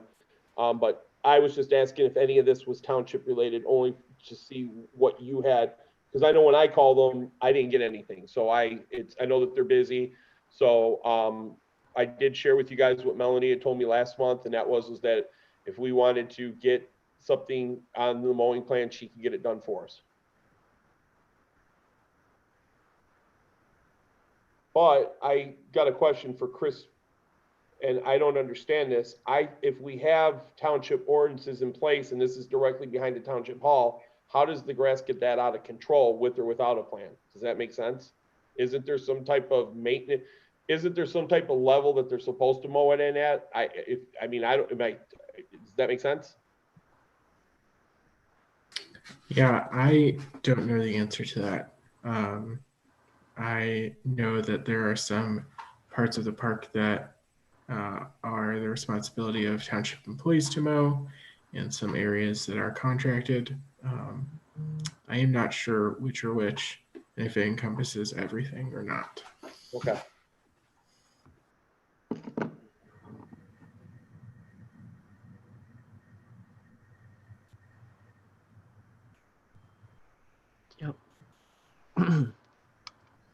Okay. So I guess reading through this, I glanced, I went through it once, and I thought it was a great start. Nothing immediately popped out at me as being way off of a timeline that I think was reasonable, or any glaring things that I think were missed. But I guess did anybody else notice anything? Do we need to add anything about the ball field or the basketball court? You know, because replacing nets for the basketball court, or I don't know, anything on the ball field. Honestly, I don't even know if they have nets in them. Oh. I Good. Yeah. I really don't think they do. I don't think they do. When Yeah, you say Aaron, when you say building/pavilion maintenance, what are you talking about? The pavilions over there in the restroom Yeah. spots? Yep. Okay, not the township building. No, correct? Okay. just the parks building, the restroom and the pavilions, that's all. And then the zones, I didn't know if you guys were, I know that we had talked about yeah. getting that. I'm sorry, go ahead. No, I was going to ask about that column, what you intended Yeah. to do, but So because the parcel is split up between township and republic, you know, there are certain maintenance things that we can do in areas. There are certain things that we're not able to do, but we can suggest. So the zones, I assumed we were going to split up sort of on a map that you had earlier of this is the republic, this is township, this is priority 1, 2, whatever, because there are certain areas obviously that aren't going to be mowed. Right. Or don't need to be. So I don't know if we can put zones in those areas, or even if it's necessary. But I know at one point there was, you know, the grass was so tall in a certain area that you couldn't get through, that should have been mowed. If that's part of like a reasonable zone for public areas, that recreation area, then it should be included. And if we had it mapped out as, you know, zone 2, that's included in your lawn mowing tasks on every 10 to 14 days, then it would be really easy to reference. I don't know the terrain, so. Yeah, we had talked about taking the map and then just ourselves calling out zones and. Right. And then. So that's why that's there. right. So I guess I don't know if we want to try and specify those now, we can. I don't know if they're necessary or not, personally. Well, I guess the first question I would ask is what is based off this, again, I want to say this is great. I love how you laid this out. So my question becomes then is, and maybe even Chris can answer this, what is exactly the township supposed to be doing versus Republic? And then I guess getting those plans and implementing them to this, making one plan so that we can better utilize what should be mowed, what shouldn't, and all that.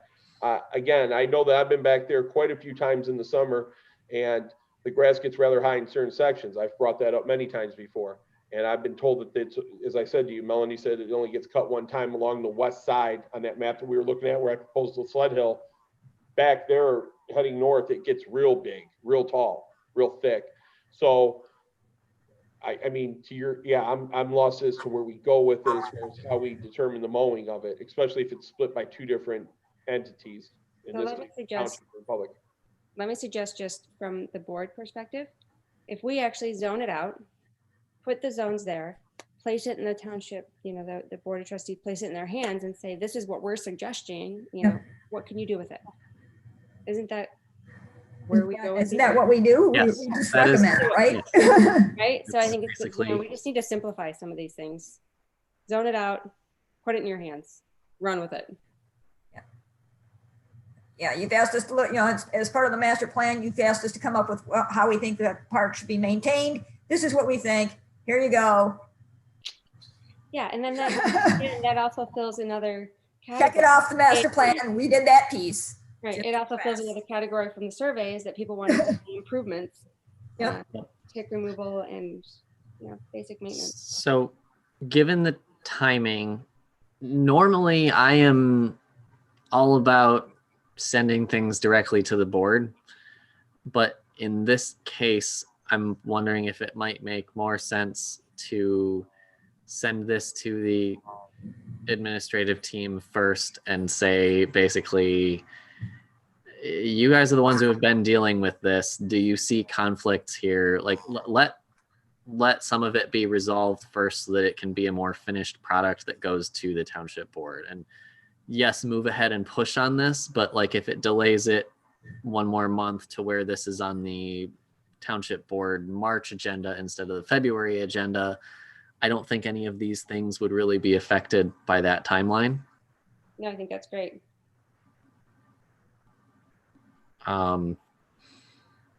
So I guess I'm not quite sure how, if you guys want to specify zones, how you want to do this. Well, I think the only place where we're talking about zones is the lawn mowing, right? Everything else we're talking about, or are we talking about doing some of these things in having Republic do some of these pest control things in their area too? Or are we just talking about our area? I think we just talk about the entire area and where we think that, you know, branches need to be removed and vegetation needs to be pruned, lawn needs to be done. You know, these are basic things that we expect. So if we just say this is what we want and then again, go from there. So for our zones, I guess, are we saying like, basically, is the idea here to chunk out the map, label the different chunks, and then say this line applies to these chunks? Correct. That was my idea, but again, rough draft. Makes sense to me. And that might entail splitting some of these lines to say, you know, maybe this chunk of zones we mow less frequently than another chunk. Potentially. Oh yeah. I don't know if I don't know that we need to do that, but that would give us that flexibility. Yeah, for sure. So how do we actually carve this up? Why don't you bring up that map that you did for me, that showed where the sled hill was. I think that would help give some clarity to this as far as how we're going to zone this. Because in my mind, I'm thinking 4 zones, 1 in the front, 1 in the back, 2 on the sides. And Aaron, you're kind of leading this project. So will you tell us, is that what you were thinking, or does this help? Okay. I haven't been up there and actually seen, I have not walked the trails. I haven't seen the paths. The last time I was there was just to walk around the baseball diamonds to see if it was even feasible for a dog park. So without knowing what is in disarray and what is actual usable area, it would be really difficult for me to say this area needs to be mowed when, you know, again, it may not even be necessary. So Right. Well, familiar with it, then go for it. all right, I'll lead the way on it. I'll tell you something. If you go back to that map, Robert, I'll show you. Yeah, one second. I'm trying No to find. Was this the one that was broken? Yep. Oh. All right. Well. Okay, so we have this. I was gonna say one zone, I guess we could call it a zone, even though it's scattered, is the areas that are designated as disc golf. I don't know, do they call them fairways? Sure.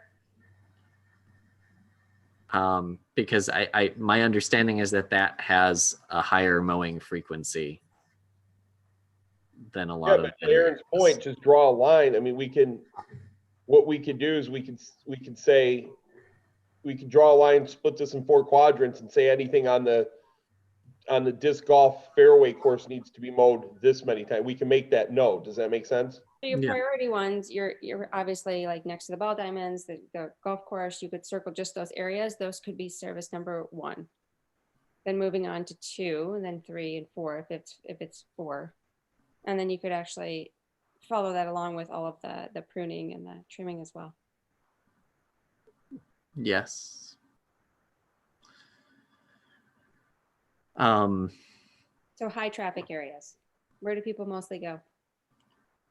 So you've got, basically, if you take this line here, Mhm. I would say everything from this line towards Grand River would be a high touch area. So why don't we draw on there and call that zone 1? Because I don't have this opened in anything I can draw in right now. You don't have a note? Okay. Sorry, that's why I was It's okay. We're being recorded. You can. I wasn't go back. expecting this, but Yeah, that's right, Aaron. I mean, I can annotate on my screen, but then as soon as I scroll, it'll be gone and messed up. So So what you're saying is where it says multi-use field down to where this pond is, so to speak, right in front of the township, that would be section 1 because of high visibility and usage, correct? yeah, so I'm trying to get a color that'll like stand out here. So can you annotate on your screen, Robert? And That's, then, I'm trying to get that up. Yeah. yeah, then take a screenshot and we can do that. Yeah. Well, sure. So my initial thought was that is a very thin line. I like the color, but I can't see. That's a highlighter, but oh well, it'll work. That'll work. Basically,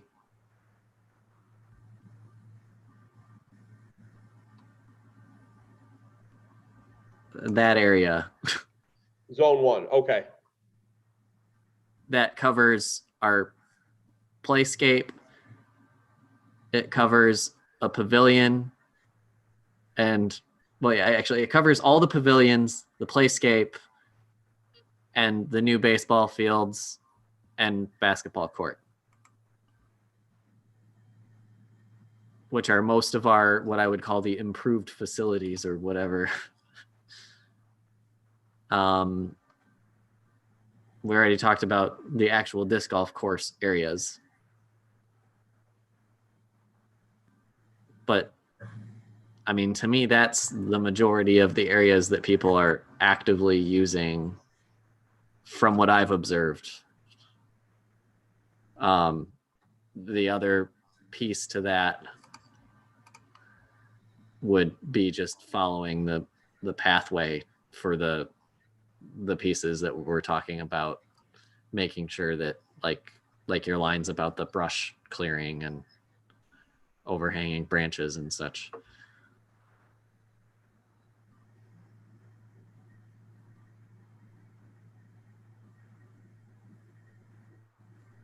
I mean, is it as simple as that to start? I think so. Yeah.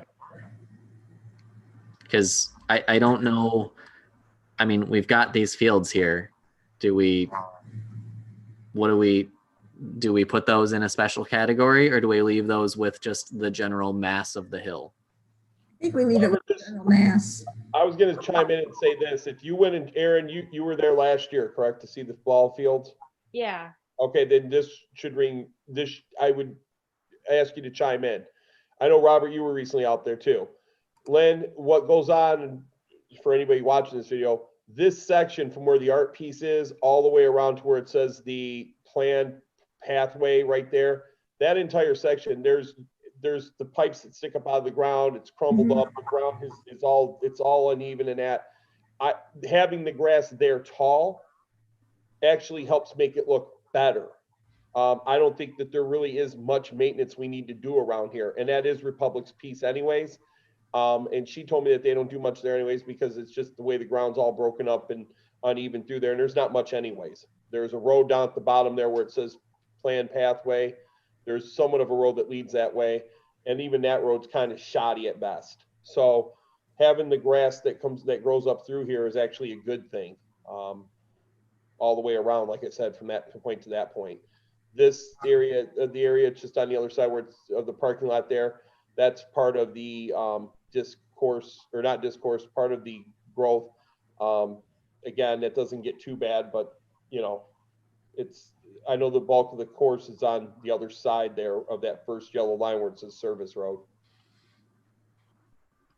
Yeah, I think there's one or two holes that come over here. Yeah, they're very close to that service road. They don't come over that far. So worrying about this side right here from the art to the planned path where it hooks back up to the gray road right there from the green dot, that section is not Yeah. There's not too much we got to worry about doing there. And in fact, for that matter, that whole Until we have a bike course up there. what's that? Until we have a bike course up there. Yes, definitely. Yes. Yes, a bike course, and we're gonna drop the doggies in the bottom of the abyss of the holes created by the diamond fields there. So that part I'm joking with. Yes. Speaking of which, did we ever find out from the board what they, wasn't that, I had that as an agenda item that was supposed to be talked about, Chris?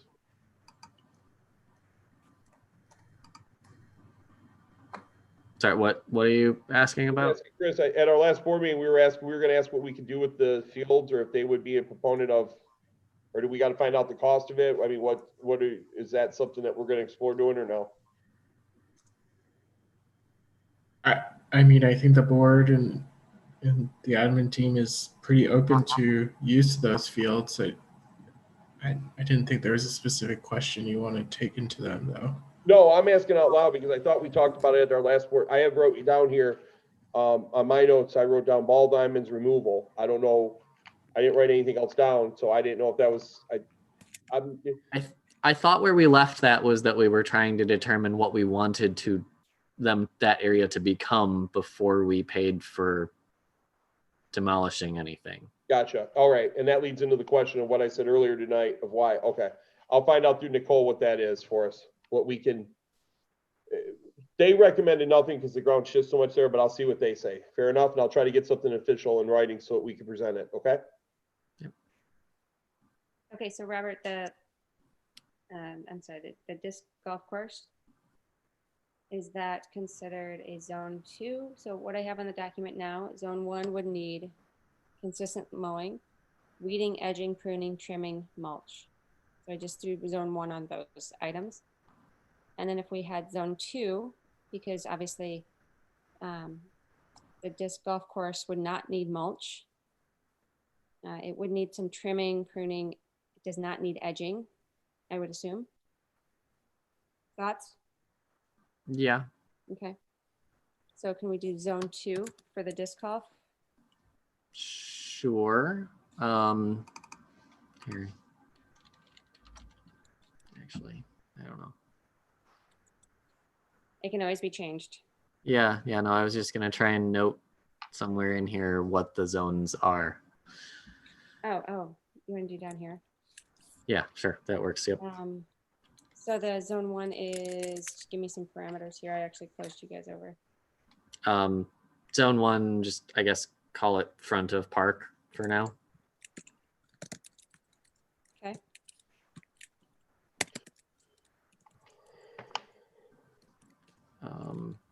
Yep, disc golf. And 3, I guess, I don't know, do we want to do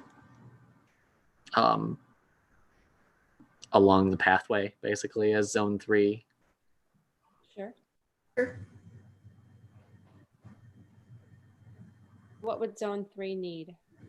That would have your trimming and Branches, yeah. pruning, I guess. Okay. Do we do any landscaping around there? I don't think so. There's nothing that I would consider landscaped. I mean, yeah, there's things growing along the edges, but How about edging? not like a bed. No. Yeah. Okay. No edging at all either? Well, sorry, when you say edging, I guess, do you mean like Connect to a the weed outside. whacker, or like trim the stuff from overgrowing the edge of the pavement? The type pavement. Okay. In that case, I mean, it would be nice to do some edging along the trail. Agreed. I don't know if that's something that we have the equipment or manpower to do, but Sure. Put it in there just in case. Yeah, yeah. Are there garbage cans on the trail?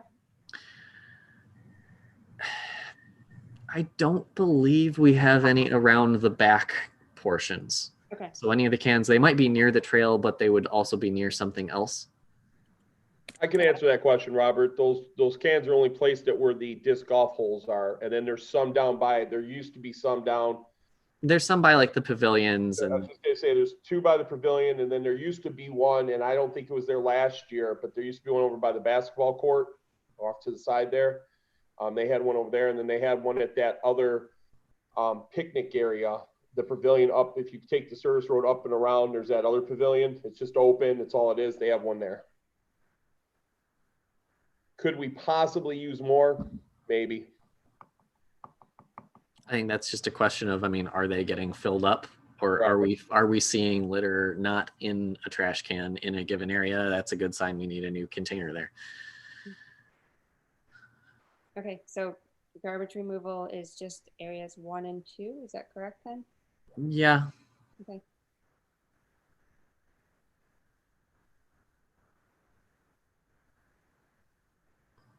Okay. Any other thoughts?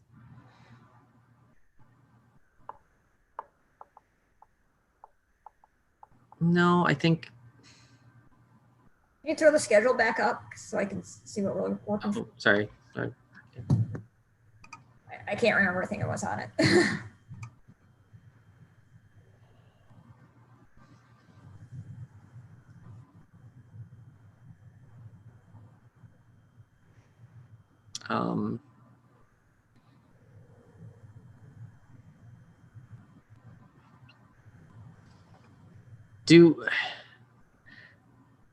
The scope of this for right now, at least, is just talking about Atchison, right? Yes. Yes. Yeah, Just when you said whether there's trash cans along the trail, I started thinking, I think we do have some along the length of the Huron Valley Trail at some points, or maybe I've we never seen used them. to. I thought there were some next to like some benches and stuff at certain points, maybe. but that's a separate. We can handle that separately if it becomes an issue. Sure. So would Republic then be zone 4? No. Yeah, zone 4. Do we? Well, yeah, we can change the zone numbers later. I was just Okay.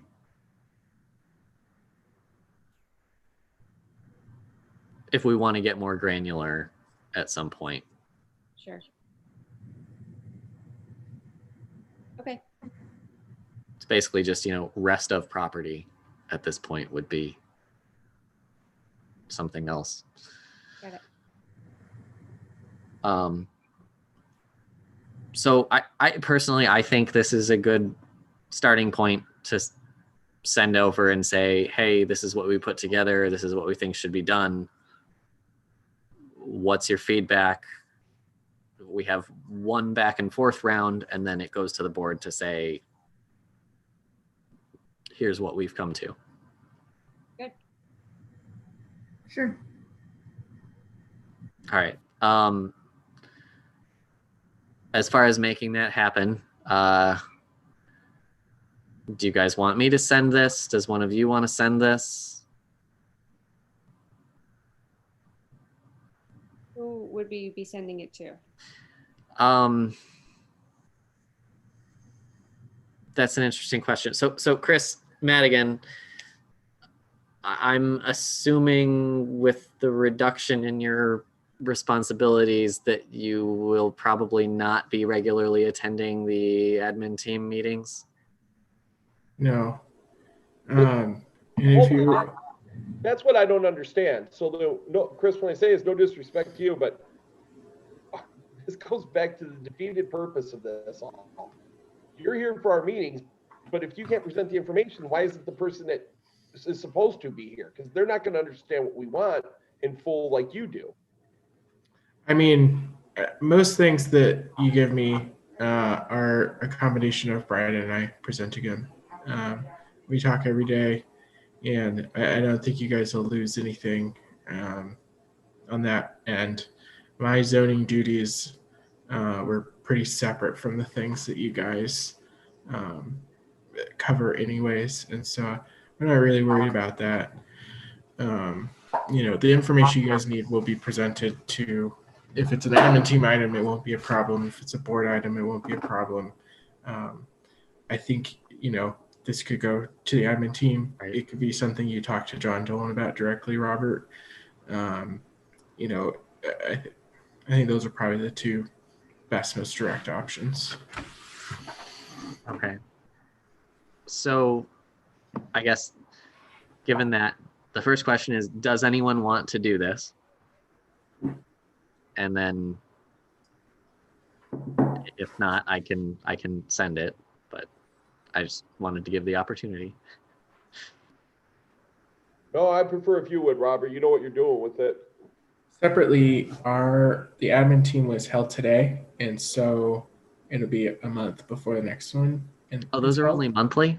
Those I are thought they were monthly. more frequent. Okay. Third Wednesday of the month. And so, if this is something that you want to sit on and take a look at next month, or well, not next month because you get the yeah.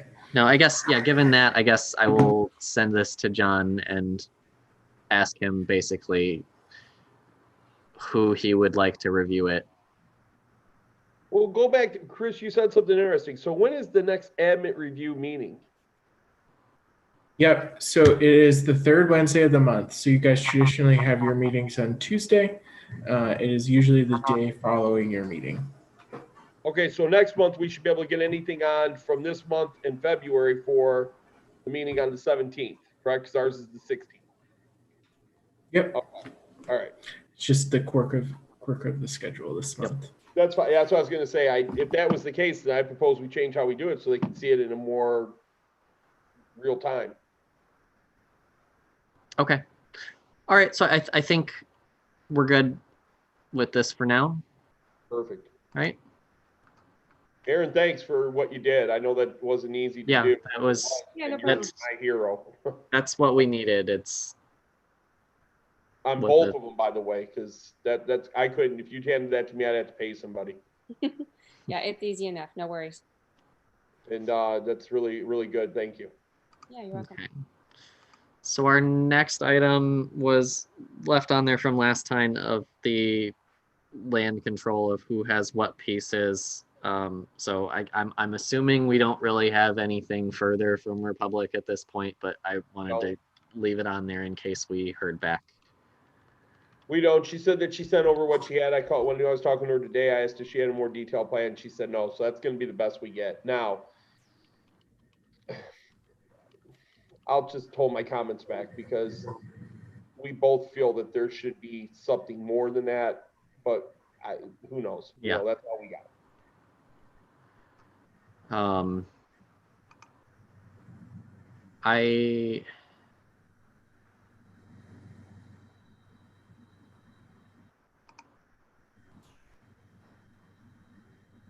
Sorry, I was pulling up the next thing here. Yeah, I guess we'll leave that for now. I don't know, I may try and do some additional digging as well here, but All right. that should conclude our unfinished business. First item of new business. I wanted to share this with you guys and see if you had any feedback that we should pass back on it. During the DDA meeting this month, they brought up Oakland County is putting out a new grant program for basically COVID relief for bars and restaurants is its focus, and it's a little different than some of the other ones because this one they're taking it out of the county general funds instead of the CARES Act funding, I believe. But the idea with this one is that they're trying to support getting the kinds of equipment that can facilitate the current state of the outdoor dining requirements. Seems to be the core of the focus. And here, let me re-share here now that I found the page. So this is going to move quickly here, but there's two different models, I guess, to this, where one is that the businesses can directly apply and receive the things, or the other is that the municipality would apply and receive the things and then distribute them. And I'm not entirely sure which way we're going. It sounded like they were still trying to decide these things. But one of the main items here is you guys have seen like the geodesic domes, the igloos or whatever that they call them for the outdoor seating. They have that and some greenhouses that they were offering through this program as some spaces to do your outdoor dining to still meet the current requirements of the health orders. And one of the potential things was that, if I'm understanding this correctly, the township could be the one that actually applies for these items, and then we could provide them to the local businesses that are going to use them during the pandemic. And then after that is over and things go back to normal, it sounded like one of the arrangements would allow the township to retain ownership of those items. And I believe it was mentioned that another community was considering doing it this way. So then, for example, if we were to acquire some of these greenhouses, once they're done being used as pandemic outdoor seating, they could be relocated to a park site, for example, and function as community garden space or something like that. And so there's a couple things in here, like the tents, the igloos, the greenhouses.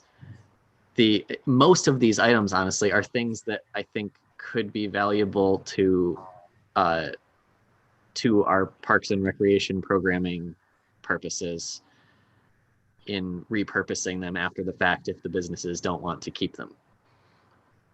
And so I wanted to bring that up and get your guys' thoughts on this, because I mean, how neat would it be if we could throw out there some greenhouses, or if we acquire some tents and we say, here, business, you use it now, maybe we end up being able to store that tent and we can use it for different events. Same thing with like, if there's extra of the outdoor heaters, that answers one of our questions that we've had before about, well, when we're trying to plan a winter event, how do we do it? So, I mean, there's definitely logistic questions about where we could store these things if we were to get them. And there's still, it's up to the DDA and I believe the township board eventually as to actually filing the interlocal agreements that would facilitate these things if they want to go down this path. But I guess what are your guys' thoughts? Amazing. Everything about it is amazing. I mean, you could even, we wanted to generate revenue just for the parks department. After we acquired them, you could even rent the tents out or the igloos to specific businesses for their use in the aftermath. Yeah. I love the greenhouses. I think those are. Yeah, because it's like, I mean, I know the library, I think, currently manages what is the current community garden space, I guess, which is, at least I think they still manage it. It's across from Abbey Park. Yep. I don't know if anybody's been there, but I don't know if this would be something we would want to put on the same kind of site or if we would look for a different spot for it. But that would allow them to expand things potentially. Like you say, you got the heaters. So what I was thinking was that if you guys were supporting the idea of this, that we could send a message back to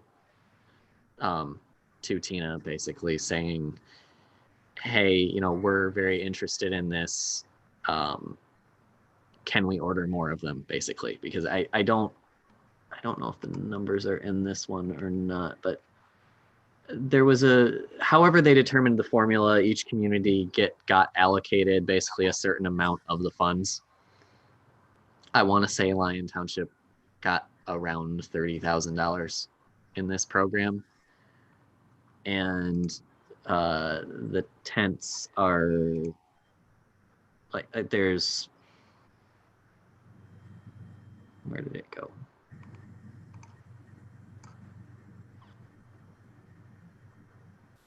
This one doesn't have the prices, but basically there was a way to request it. And if, it's my thing with grant money is always, it's free money. You shouldn't turn it down if you can find a use for it. And Absolutely. How big were the greenhouses? 8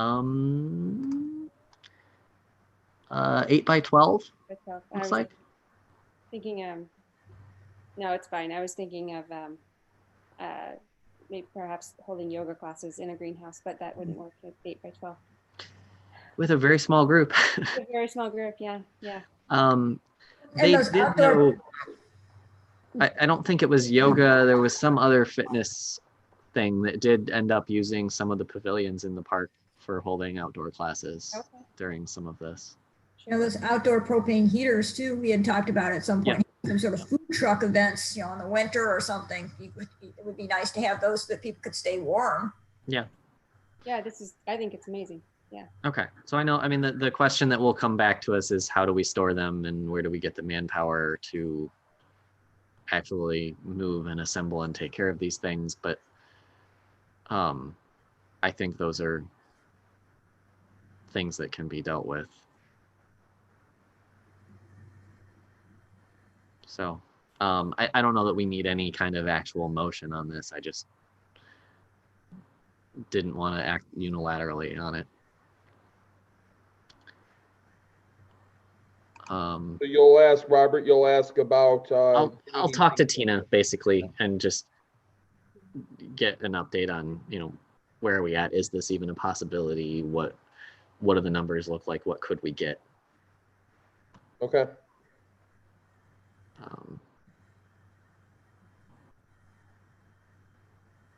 Yeah.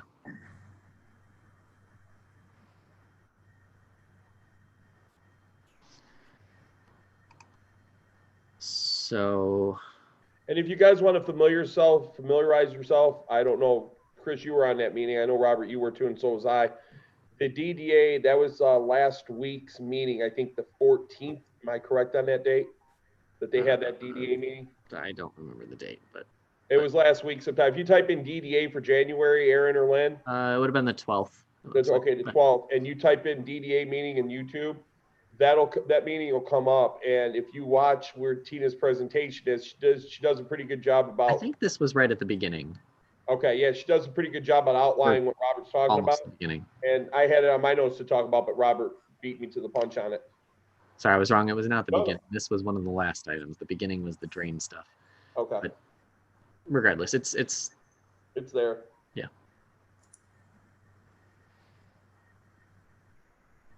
All right. So this takes us up to our future of the board discussion, which will be followed by our elections, and then we'll be done. So for this one, again, we should probably let's check in every 10 minutes here and just so we're not running on for forever. Oh, for what I got to talk about? Yeah, just for time. Yeah, I'm not saying you can only take 10 minutes, but just so we don't lose track of time, I'm gonna try we can get this over with and then get the votes in real quick here. So basically, guys, what I came up with is then I want to preference this by saying it's not aimed at anybody. It's just the fact of what's going on here. When you get onto when you came onto this board, the township has bylaws that I have here that are supposed to be followed. Of course, the majority of them are not, and that's okay, I guess. But it raises a more interesting question, and please chime in or ask any questions. But I think the fundamental question before we move forward in tonight's meeting is to ask ourselves two questions. A, if we're going to keep this board, if we're going to move forward on this board, we need to really do the work. We've talked a lot. I'm guilty of it. We talked a lot, nothing gets done. And, if you think I'm BSing you on that or I'm making it up, think back to what we've accomplished. Not a lot. An ice skating arena, talked about a sled hill that we moved forward to getting done, pretty much that's been it. Other townships, and I say townships, not cities, but other townships do more and get more done than what we do. I feel that the support of the board of trustees is there, and for the most part, the admin team's there. But getting it past that point, I think we fail as a board to do. So my question, starting off with 2020 and our first board meeting of the year, is to ask, are we going to move forward as a board? And if we are, we really got to put our boots to the ground and do the work. We really have to. We have to look at the parks. We have to get out and see this stuff. Or do we just simply fold up shop and say, we're done, you know, as a township board, Parks Advisory Board, and just call it quits? Because I certainly do not want a repeat of what happened in 2020. We didn't get anything done. 2020 was last year. That's what I'm referring to. We didn't do anything last year. Nothing really got done. We came to these meetings and talked a lot, but I mean, it was just that talk. And I think that before we go forward and decide who's you know, what's going to go on and happen and all that, we need to really ask ourselves, are we going to put in the time to do it? You know, I've been a very big component of this. I've said before, privately and publicly, that in order for us to be a good board member, we need to know what's going on in our community. You know, I'm not saying everybody should go watch meetings. I'm just saying, though, that we need to get boots on the ground. We need to go take a walk in our park a couple times throughout the summer. You know, we need to see what's going on out there to understand, you know, like the tick problem that we got out there. I had a notepad. I still got that. I submitted it to Robert, I think. I had a notepad. I asked 3 families, hey, I'm on the parks board out here. I did a mini survey myself. And the ticks, the one lady said, I don't even bring my kids here anymore because the ticks are so bad. That's why I keep bringing that subject up. I walked around and had ticks all over my pants. Nicole from Republic, she probably gets reimbursed for it, but nonetheless, our location's the only one that she has to wear special clothes on because that's how bad they are. What I'm saying to you guys is that if I'm going to be on this board and we're going to move forward with it, I want to make sure that we're going to do our homework and do it right and get things done. If we're not, then I just say that we, you know, ask the township board to disperse this board and keep the 4 that they got, and this one will be off. You know, this one will be removed. I don't know what your guys' feelings are on it, but that's how I feel. You know, I've talked to Robert privately about it. I've talked to, I talked to Jen before on subject matter before when I've brought it up. Never you two really, but I mean, it's just, I've been on this board for a while and it just seems to be that nothing, Robert, correct me if I'm wrong, it just seems to be we do more talking than anything else. And this year is going to be the year that if I'm going to be on it, then if it offends anybody, I'm sorry, but I really want to put boots to the pavement on it. I mean, Chris, can you chime in and tell me, I mean, what are your thoughts? Do other townships get more done? Like I'm being told from the people I've called at other townships and that, I mean, what do you think? Do you think what I'm saying is wrong? I mean, I certainly understand your frustration. You guys have made it clear and certainly voiced that over, you know, my time with you guys. I felt like you had a pretty productive night, and it seems appropriate to try and accomplish the things that that you set out tonight. But you know, if it's the general feeling that you guys are frustrated, you don't feel like you're getting the support that you deserve to reach your goals, then I think that's certainly understandable too. But in order to attain those goals, we can't just talk here. So like, for example, as a board, what can be, in my understanding of being in this board, doing my homework and reaching out to people, we really have to use that master plan that we set up and voted for, correct? Sure. You know, I think the master plan is probably one of the most important things you guys have done. And while the survey is important, you know, there was outreach as part of that. And I hope that you guys take the goals, objectives in there to heart when you're thinking about what you want to do. You know, and we've talked about it before, but Robert mentioned it tonight. The big thing that I see that parks boards do are go after grants for the things they want, right? They use their parks master plan to qualify themselves for, you know, state monies to do projects or, you know, implement ideas that they have. And, you know, I think that if you're looking to be productive, that is a good way to focus if you're frustrated about the way things have been going so far. Now, a question on that, Chris, directed to you. I know that Chris, and Robert, correct me if I'm wrong, because you're the only other long-serving board member.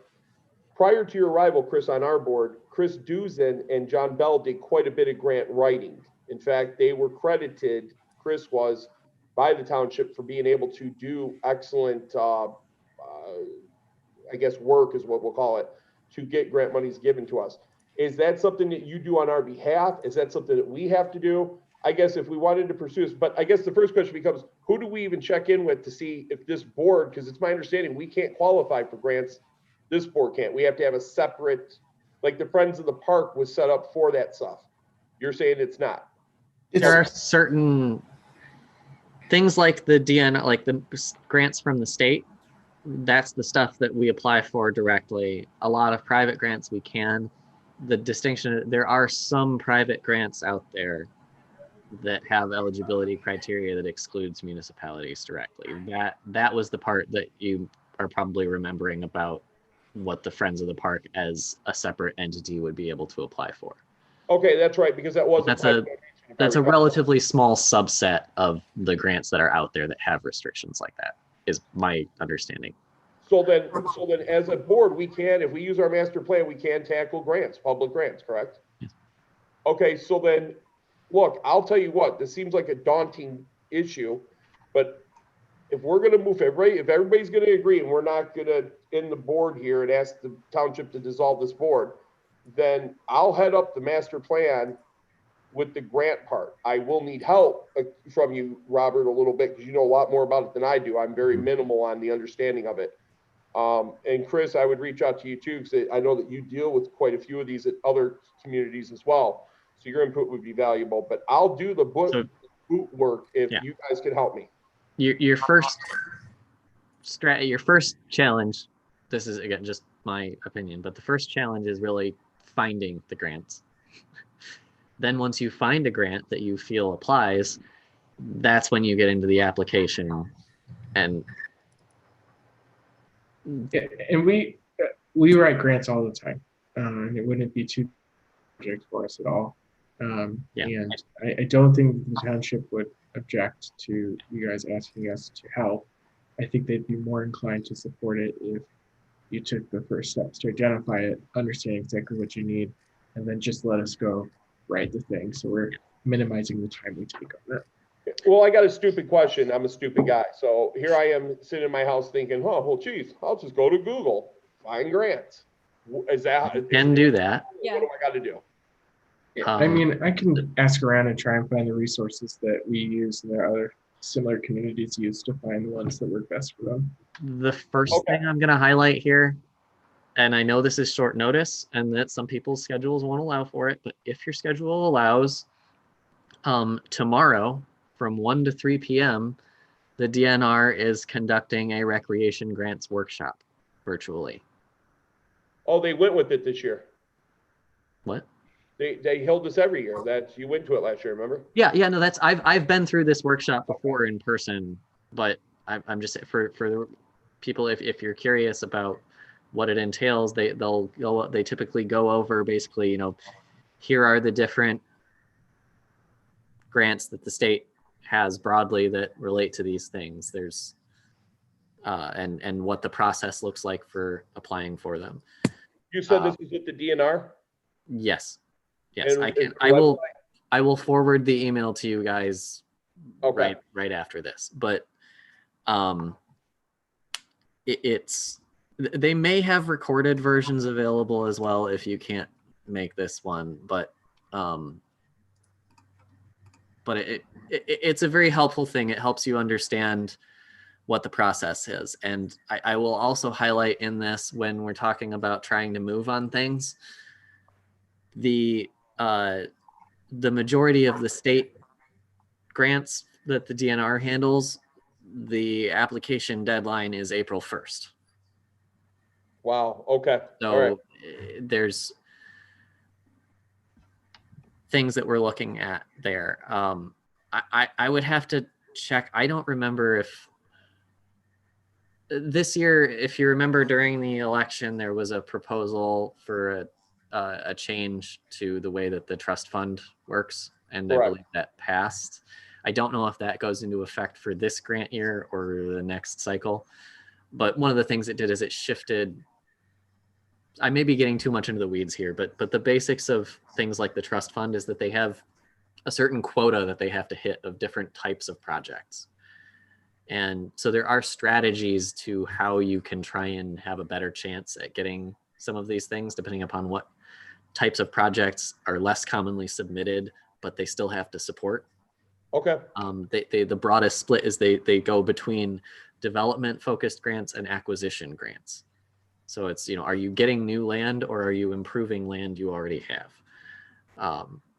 There's a lot more to it, but that's one of the broad splits. And again, this is just the DNR portions. There are a lot of other things and a lot of other resources that I can share with you guys, as well as if anything that Krista has is obviously much appreciated. But there are people on staff at the county that supposedly can help us with some of these things.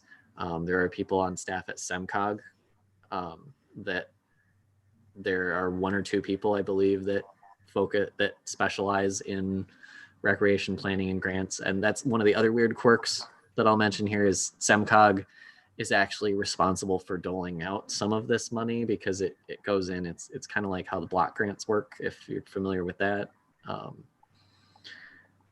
I've probably gone way too into the weeds here, so I'm going to stop and see if anyone has anything else to say before I go way too deep. No, what I wanted to do, I appreciate this. I want to bring back the focus to what I wanted to talk about tonight, and that's under the new business. I just want everybody's feedback to understand that are we going to really, us as a team, us as a board, are we really going to hit the pavement running this year and do something? Or are we just going to keep doing what we did last year? Because if that's the case, I'll just give my notice now. I don't want another year where we talk.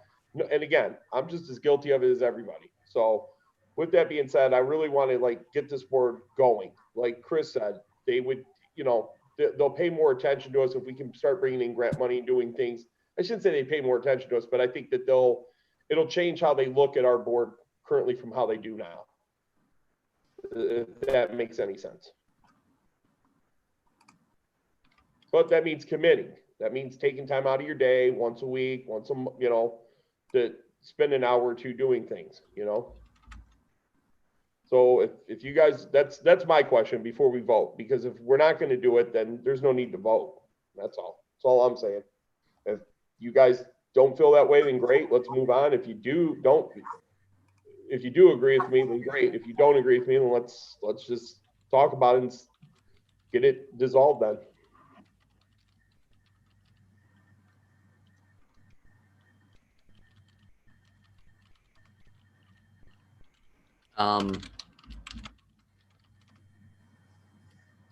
Round table.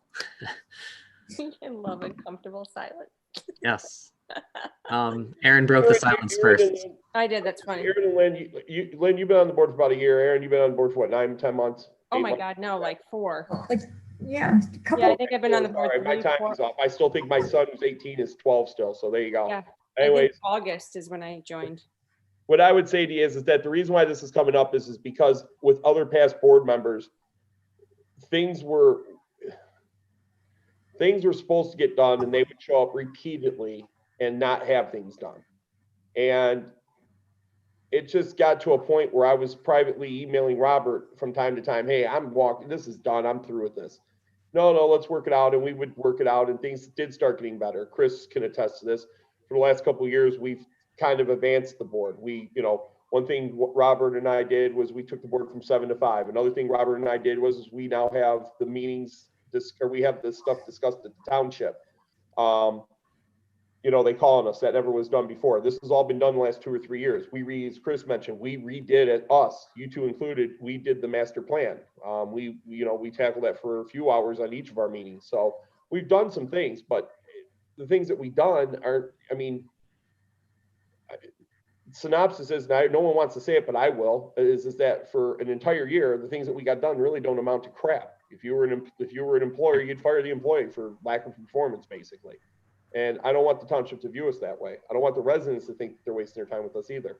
So with that being said, I just think it's a fair question to ask. Are we really going to do the job this year or not? If we're not, then I have no problem saying, hey, let's just dissolve the board, then have the township do so. I don't think they'd have a problem doing it, to be quite honest with you. But at the same time, that's just a speculation. What you're really asking is if Lynn and I are going to step up to the plate. Because when you say, and I'm not going to be, I don't want to be, no, listen. I think what's important to note is that people do volunteer their time. I don't know what happened last year, right? I've only been here for 4 months. Right. But when you say Robert and I did this and Robert and I did that and Robert and I did this, it clearly you're singling out certain people, right? You're singling out Jen, and she's not here to defend herself. And Lynn, you're sitting here and you're awfully quiet. I don't take kindly to people being singled out. And again, I don't want to be argumentative because I don't know exactly what happened in the past. I think what happens, what I have seen in the last 4 months is that we have a lot of really great ideas and they come up really quickly. And then we don't have time to put everything together, or the great ideas that we have take an exceptionally long time. They're these grand ideas, like these great gestures, but we don't have the resources, we don't have the time, we don't have the energy, we don't have the information that we need to actually implement them. So I love what we've done so far in the last, I don't know, two meetings, and primarily because we had an agenda, we delegated work, we got the work done, and we had things to talk about, right? So now we have things that we can go forward on. I mean, we went through the website. We decided we were going to, follow the master plan and get a survey out. We did that. We got the results. Now, as far as going over the results, it took longer than I think any of us really anticipated. But it's not because we didn't want to. And I think really, Chris, I mean, what you're throwing out here is, well, if we're not going to move forward, I think we should just dissolve it. Well, the other option is if we're not moving forward to the pace that you like, is you could just resign. It doesn't mean that we all have to dissolve. And you've been on the board for a year, right? Yep. Not singling anybody out. Tell me in the past year or any years prior to this, and let me preface this by saying this. I'm not singling anybody out. I'm not trying to. The reason why I say Robert and I is because Robert and I are the only ones left from the board that were doing stuff. And Robert, correct me if I'm wrong, but isn't that the truth? There is some truth to, sorry, it's I'm trying to I'm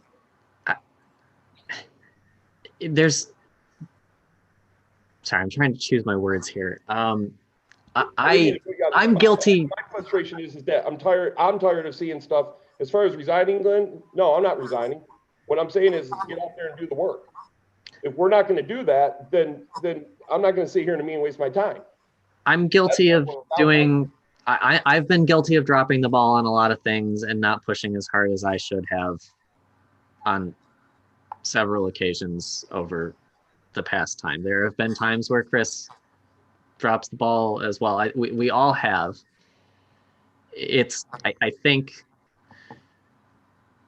the question right now is basically, and it coincides with the fact that we're now down a person, and it was not a quick and easy process to find someone to fill the slot the last time we had a vacancy. Thank you, Aaron, for filling it, and thank you, Lynn, the previous time that we had. But I guess it's, it's 2021. We're coming out of 2020. Everyone's kind of looking at things and saying, let's reevaluate where we're at in whatever the thing may be, whatever aspect of our lives. And I think the challenge of, okay, well, we're down someone, we're going to have to fill that position, creates an opportunity of a moment just to step back and reevaluate. Is this working? Do we want to keep going with it the way it is? If not, what do we have to change?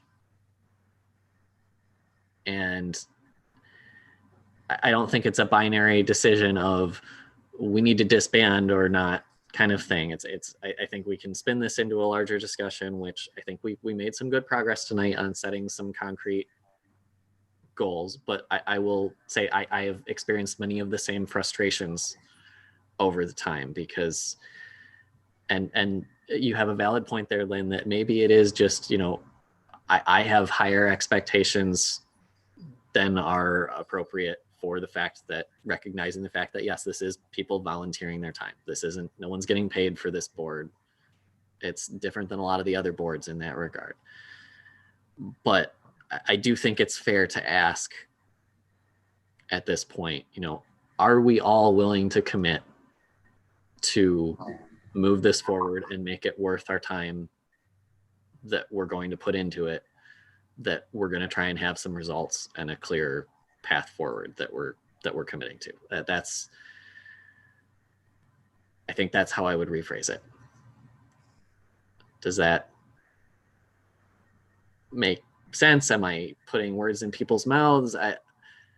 No, I think that you and Lynn Lynn and Aaron bring up good points. Maybe I could have reworded it better, but I guess the frustration lies in the fact of what you're bringing up, in the sense that there is now we're a person down.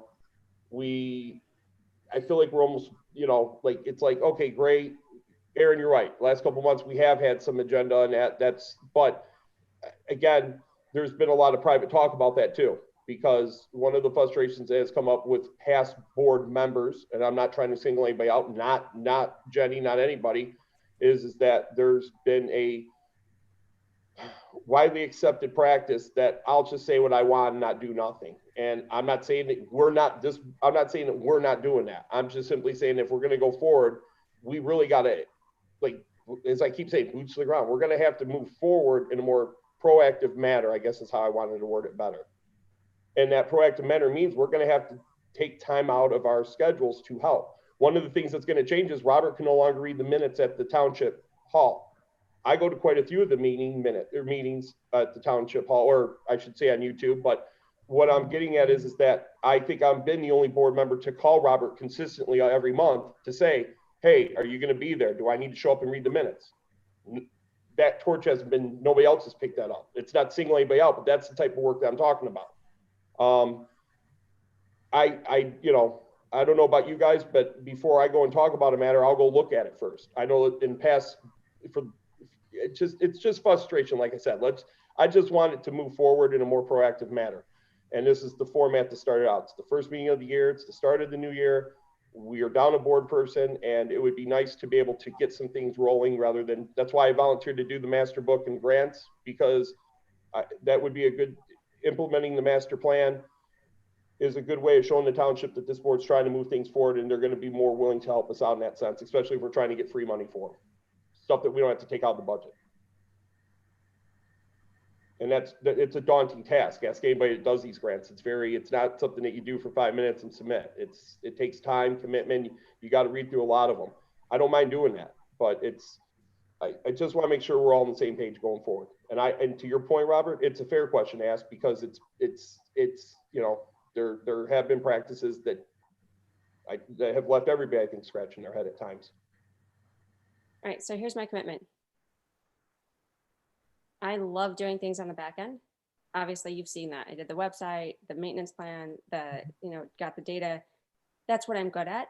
And that's what I have time for, right? So I don't have time because my family is so young. My boys are young. I'm finishing up a second degree. I don't know if you guys are aware of that. I'm still volunteering at a place.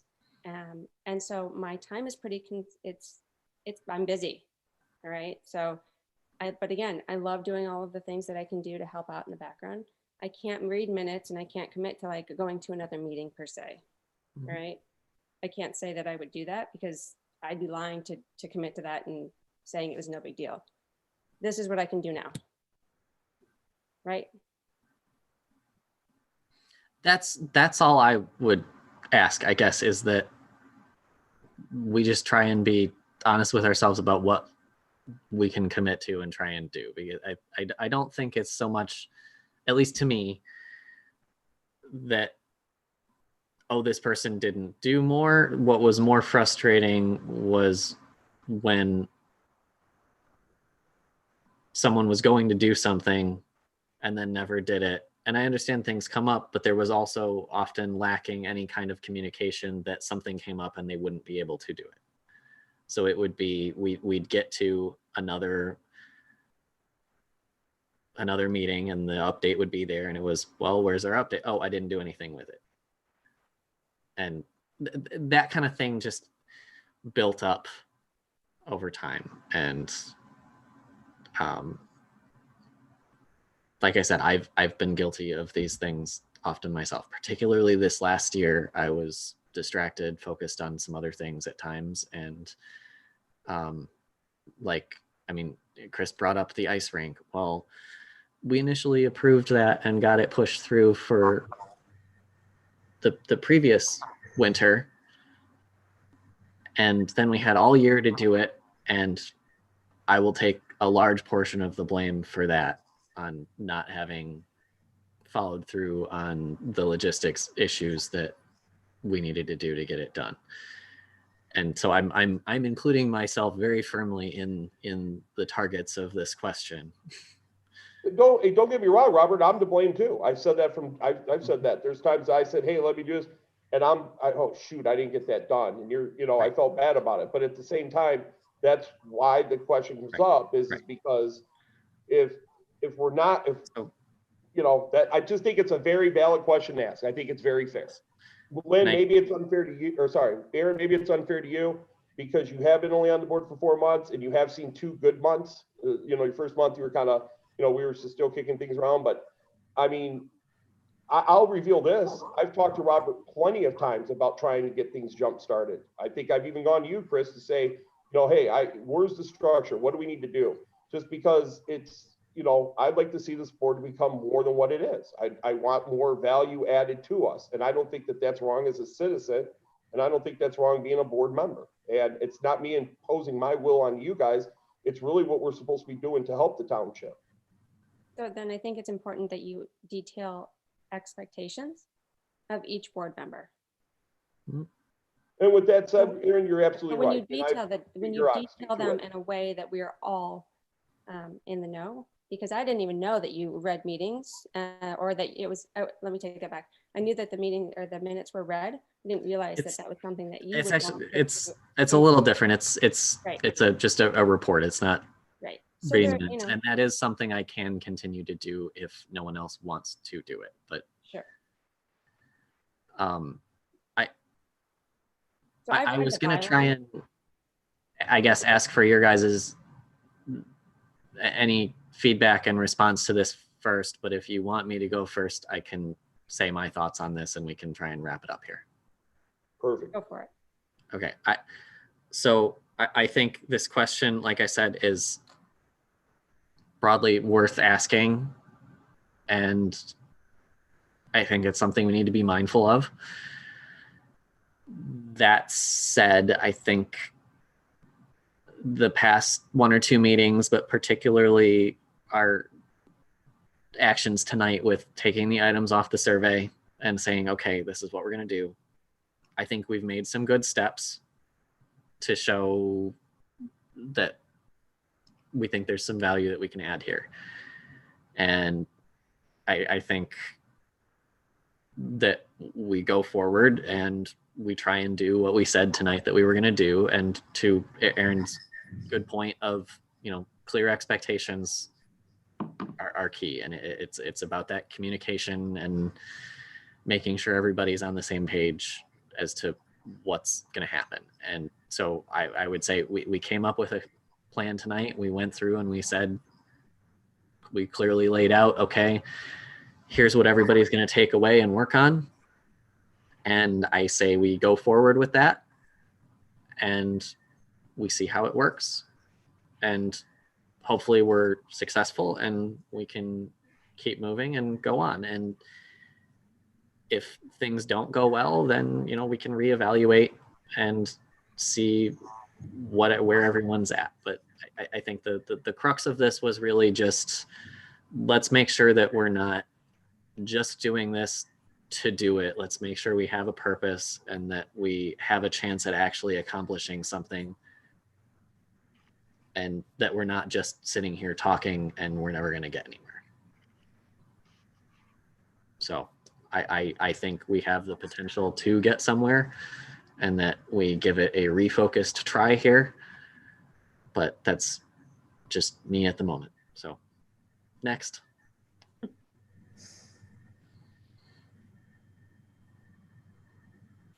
Well, I mean, I would like to continue trying to move things forward. I think my biggest stumbling block on this board is somebody whips out, well, go talk to Melanie. Okay, I have no contacts. We have no lists of resources. I don't know who Melanie is, you know, and then what do I get? Oh, well, call the township and ask for Melanie. I don't even know what Melanie does. You know, there is no context around some of these things that are thrown out. I've only been on here a year. I hear names thrown out all the time. Nobody explains who they are. Nobody explains what they do. You know, we talk about, Chris is has these admin meetings. What occurs in those admin meetings? I don't know. Everything I'm picking up in these meetings that we're in as to how things function. Nothing's ever been explained, how things work. So I'm trying to absorb what I can. And then, I get, well, go and do this. I'm like, okay, where do I even start? I have no problem doing it. Would you do that to somebody who started a new job? You just say, oh, go take care of this. No, you tell them, okay, here's where you get this, here's where you get that. There's some sort of training. With us, with anybody new here, it's just, everybody else that's been down here a long time has this built-in knowledge, but there's nothing cascaded. It's really hard to help somebody do something when you don't even know where to go for your resource. Sure. I find that very frustrating. That's Very good point. I apologize. I did not realize that was an issue. It makes sense. It's one of those, you don't realize what other people don't know. And you don't know the questions to ask because right. And so how do we go forward? So I guess this comes back to my point about, I think it's ultimately, as so many things do, it seems to fall back to a communication issue of, I didn't think about trying to make sure that you understood, and you also didn't ask me until tonight. You did, and I say good for pushing back a little bit on that and saying, well, who is Melanie? But should I have realized that I needed to do some more background training on some of these things? Yes, but also in the future, if you have any questions, please ask me. I'm more than willing to take some time outside of a meeting or during a meeting if it needs to be, and go over any of these things. So yeah, I mean, a lot of my questions have been, so how, even today was about, just general questions, are we an advisory board or are we a doing board? Because sometimes we just say, well, we just give the plan. So at some things we just give a plan. Some things we're expected to go do more stuff. Where are those lines even drawn? Some of those frustrations I totally share, because it's been unclear in its implementation in the past. A lot of times it's kind of ambiguous where, yeah, we advise. And so we advised and we came up with, for example, to take the ice rink as an example again, I had thought through to the point of, okay, well, I found all the parts. I found what it cost. I put together the proposal and we said, this is where we're going to put it. And I assumed that at that point, once it was approved, okay, well, then someone who works for the township takes that, orders it, gets the stuff, and makes it work. And I learned the hard way that is not the case, that they were expecting that we would have all of those details figured out, including personnel of who was going to do it, and the fact that was probably not going to be that they would commit to a township employee. And so we would have to find people to go in and set the things up and where to store the things. That didn't occur to me too. So I'm just saying, even though I've been around for a while, it's a broader thing that I think can be improved upon. The other thing I'll add to that, though, is Lynn, is that there is no guidelines. There's nobody gives you, not on any board, by the way, just so that you know this. the research that you have to do is your own. You have to look it up. And I'm not trying to be. And I get that. I get that for a doing board, right? But every time we talk about stuff, it's like, well, we're just an advisory board. We have to send that to the township. Okay, so how much work and legwork do we have to send something to the township? And that's really not clear. In the case of the plan that Aaron put together, we put a plan and we're going to present that to the board. Here's a plan, right? That's seems like what an advisory board would do. That seems, kind of what I thought we were doing. But in other cases, it's, well, you got to go do X, Y, Z, and ABC as well before we even send something. And sometimes I'm wondering why we're going to that extent if we're going to send something to it and they're just going to say, yeah, we're not interested. But that's the risk. That's the risk we run. See, like I'll give you an example. The ice skating arena. Robert and I went towards tonight, and I'm not saying Robert and I, but we headed it up. The other board members said, "You guys take care of it." So that's why I'm saying Robert and I, Aaron. Like when you were saying earlier, that wasn't aimed at anybody. So Robert and I did that, and he's right. And Robert didn't take all the blame. I want to share in it too. Me and him thought the same thing. Okay, we're done. Township's going to take this, but the township, what they said to us was, no, you're not done. The truck shows up here and then what? Who's maintaining it? What signage? Who's going to unload it? Where are we going to store it? If they need a check cut that day and it's a PO, you got to go through everybody knows the PO takes a while to get paid, right? So we never gave it that forethought. That's why today's meeting, I was saying, make sure you guys can answer the who, what, where, and why, because we start from the beginning, they start from the end, because they're handing out the cash. And they want to make sure that everything on their end that's going to affect them is taken care of first. And to your point, Lynn, I'm just as frustrated as you are about it, because we have done a lot. We've proposed a lot. We've done a lot. Past board members have, not me, but other members have, and they've been told no. So it is a gamble because we are an advisory board. One of the things that I talked to Robert about just last month and the month before is, I think I even asked Chris about this. What can we do to change from being an advisory board? There's things like that I would like to get to, but I would like to show our value somehow, some way. And again, that's why I was saying, I don't think that the question I proposed was wrong, because past board members have, like Robert said, have not, no, I'll do it. And then we don't do it. And then it goes undone. And then township board, it's embarrassing when the township board says, hey, do you guys got this? And we have no update. And that goes on quite a bit. That's all I'm saying. To broadly clarify, Lynn, the advisory in our title, I typically now take to mean basically just that we don't have any authority to actually make a final decision ourselves. Correct. It doesn't mean that our only responsibility is to say, hey, we recommend a thing. But like Chris said today earlier, if we go and we follow the master plan for getting grants and that goes a long way in having the township to help aid us in a lot of stuff. That's really what we're here for, is to get that money and to do park things like that. So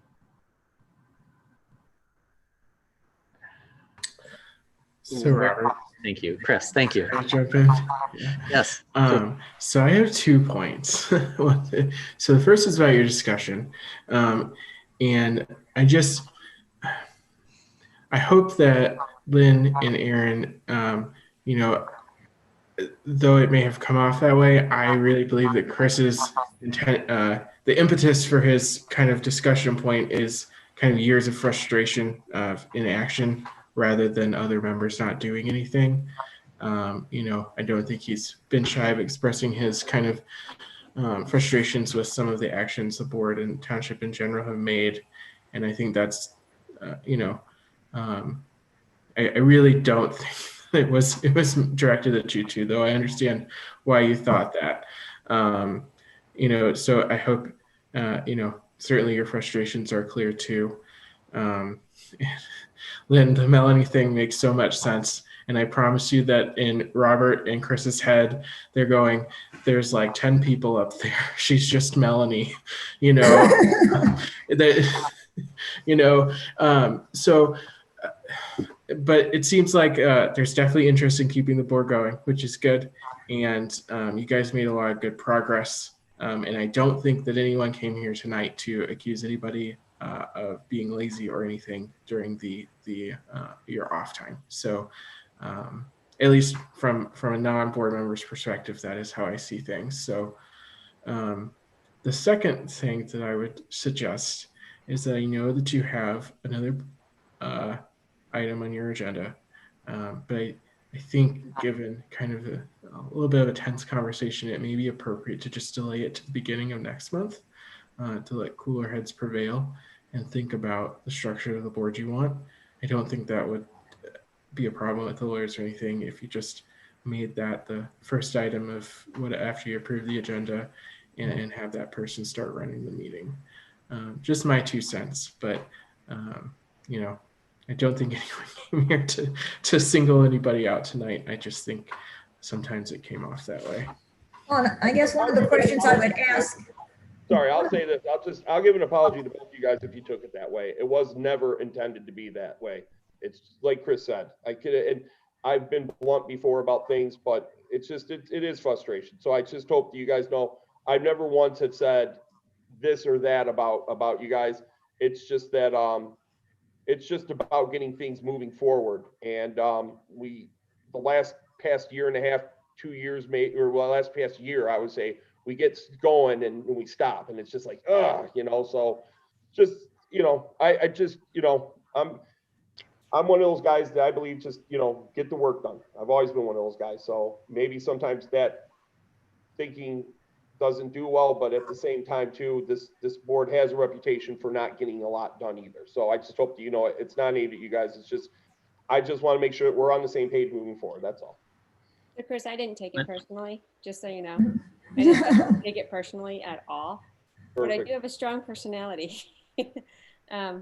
So I wanted to make sure that you guys knew what you can expect from me. And if my expectations or what the things that you are expecting from me, if they're not met, then I want to have a discussion on a personal level so that we can figure things out professionally and it doesn't come to things like this, right? I don't want to see people frustrated, and I don't do anything in life that I don't succeed at. And I know that sounds arrogant, but it's very true. I put my 100% in everything that I do. You don't know me personally and you don't know my background, but if you did, you would understand why I'm saying that. So I just want you to know that if I'm here 100%. But I will limit some of the obligations if it is too much, because I understand that, if I can't give it my all, that I don't want to do that to you either. Okay? Perfect. Lynn, Well, I was going to say, seeing that we're all volunteers and we're all trying to, fit this in and get as much done as we can when we have time, and that we haven't been able to carry the ball in some cases, is part of the problem the fact that we are such a small board that we don't have enough resources even on our board to do the things we want to do. that's Valid point. a valid question. Because we've been running with 4 people, right? Well, and we move things along, but there are things like, we get things the day before the meeting or the day of the meeting. So you can't even really look at it until you're in the meeting. So that slows everything down. So it is part of the problem that our board is just too small. So is it possible to advertise the fact that we're looking for a new member? I reached out when I was curious about what I could do in local government, and which is how I found your board. But I really didn't know much about it to begin with. Is there a way to advertise to say, hey, we're looking for a board member or two? Yeah, I can put it on the Nextdoor app. That's where I put the survey thing, and we seem to get, I saw. By all means, go for it. Any ideas are fair game here. It comes back to the broader question: how do we communicate what we're doing to things better? I believe there's a vacancy on the DDA right now too, and I haven't seen anything promoting that. So I think it's. To your point, until you came along, we had an open position for a while, and it's something that, you know, during that time period, I brought it up at nearly every Board of Trustees meeting when I would give our report. It was listed as vacant on our board page. There were, that's part of my point, I guess. And I totally hear, Lynn, what you're saying of maybe we need more help, more people. But part of why we took it down was that we couldn't find people to fill the spots we had. My understanding was you had people, they just didn't come to the meeting, so you couldn't get a quorum. Well, yes, that was yes. Which is a different issue, right? But we did talk about at the time, you know, do we just remove those specific people and keep the size at 7, or do we take the size down? And we took the size down. And that doesn't have to always be the case. If we think we can find more people, great. But Well, too, Lynn, to add to that though, too, those people were trustees. So they didn't have the voting power. And so it was a shuffle of who they were going to send. And there was never any consistency for them to go back. So we thought that's useless. It's wasting everybody's time to do that. So to your point, it's kind of both, but at the same time too, to go back to Robert advertises at the board meetings whenever we have it. What I do is around my neighborhood, my kids were in Little League. I'd always say, hey, we got a spot here or that. And then the other thing I do too is I sit on my HOA board, and we always get anywhere from 15 to 20 people. And, you know, every year somebody's retiring or wants to do something different. And I always promote it there when we have our monthly meetings. And so I appreciate everyone who is and ever has been on this board or a similar thing, because you have at least taken that step that so few people take of saying, I'm not just going to say, oh, what's this thing? What could be, you know, I don't like it. You're going out there and you're actually stepping in to fill a spot and try and do something. And so thank you guys for stepping into the roles that you did. It's just now we have to find someone else to do it. Yeah. So I guess going back, I think Chris Madigan had some good wrap-up comments there. And I think we've all kind of had a chance to say what I think was on the top of our minds with this. And if Chris thinks that it's not a problem to wait until next month, I'm fine with that, assuming that that's the way you guys want to go. That gives us over this next month, we can all work on the items that we took out of that survey discussion. And if you guys would like, I can have one-on-one conversations with you about what the different roles are and what you might want to do. I can answer any of those questions about, you know, some of the basics of the who's who and the generally where do we go for what kind of stuff. I think this gives us a good opportunity to try and deal with some of those issues, get everybody to know, okay, what might I be committing myself to if I take which of these positions, and we can come back all fresh and informed and go ahead with it next month. Just the key here, not leaving it until the night before next month's meeting. And if we do that, I think we'll be in a good place.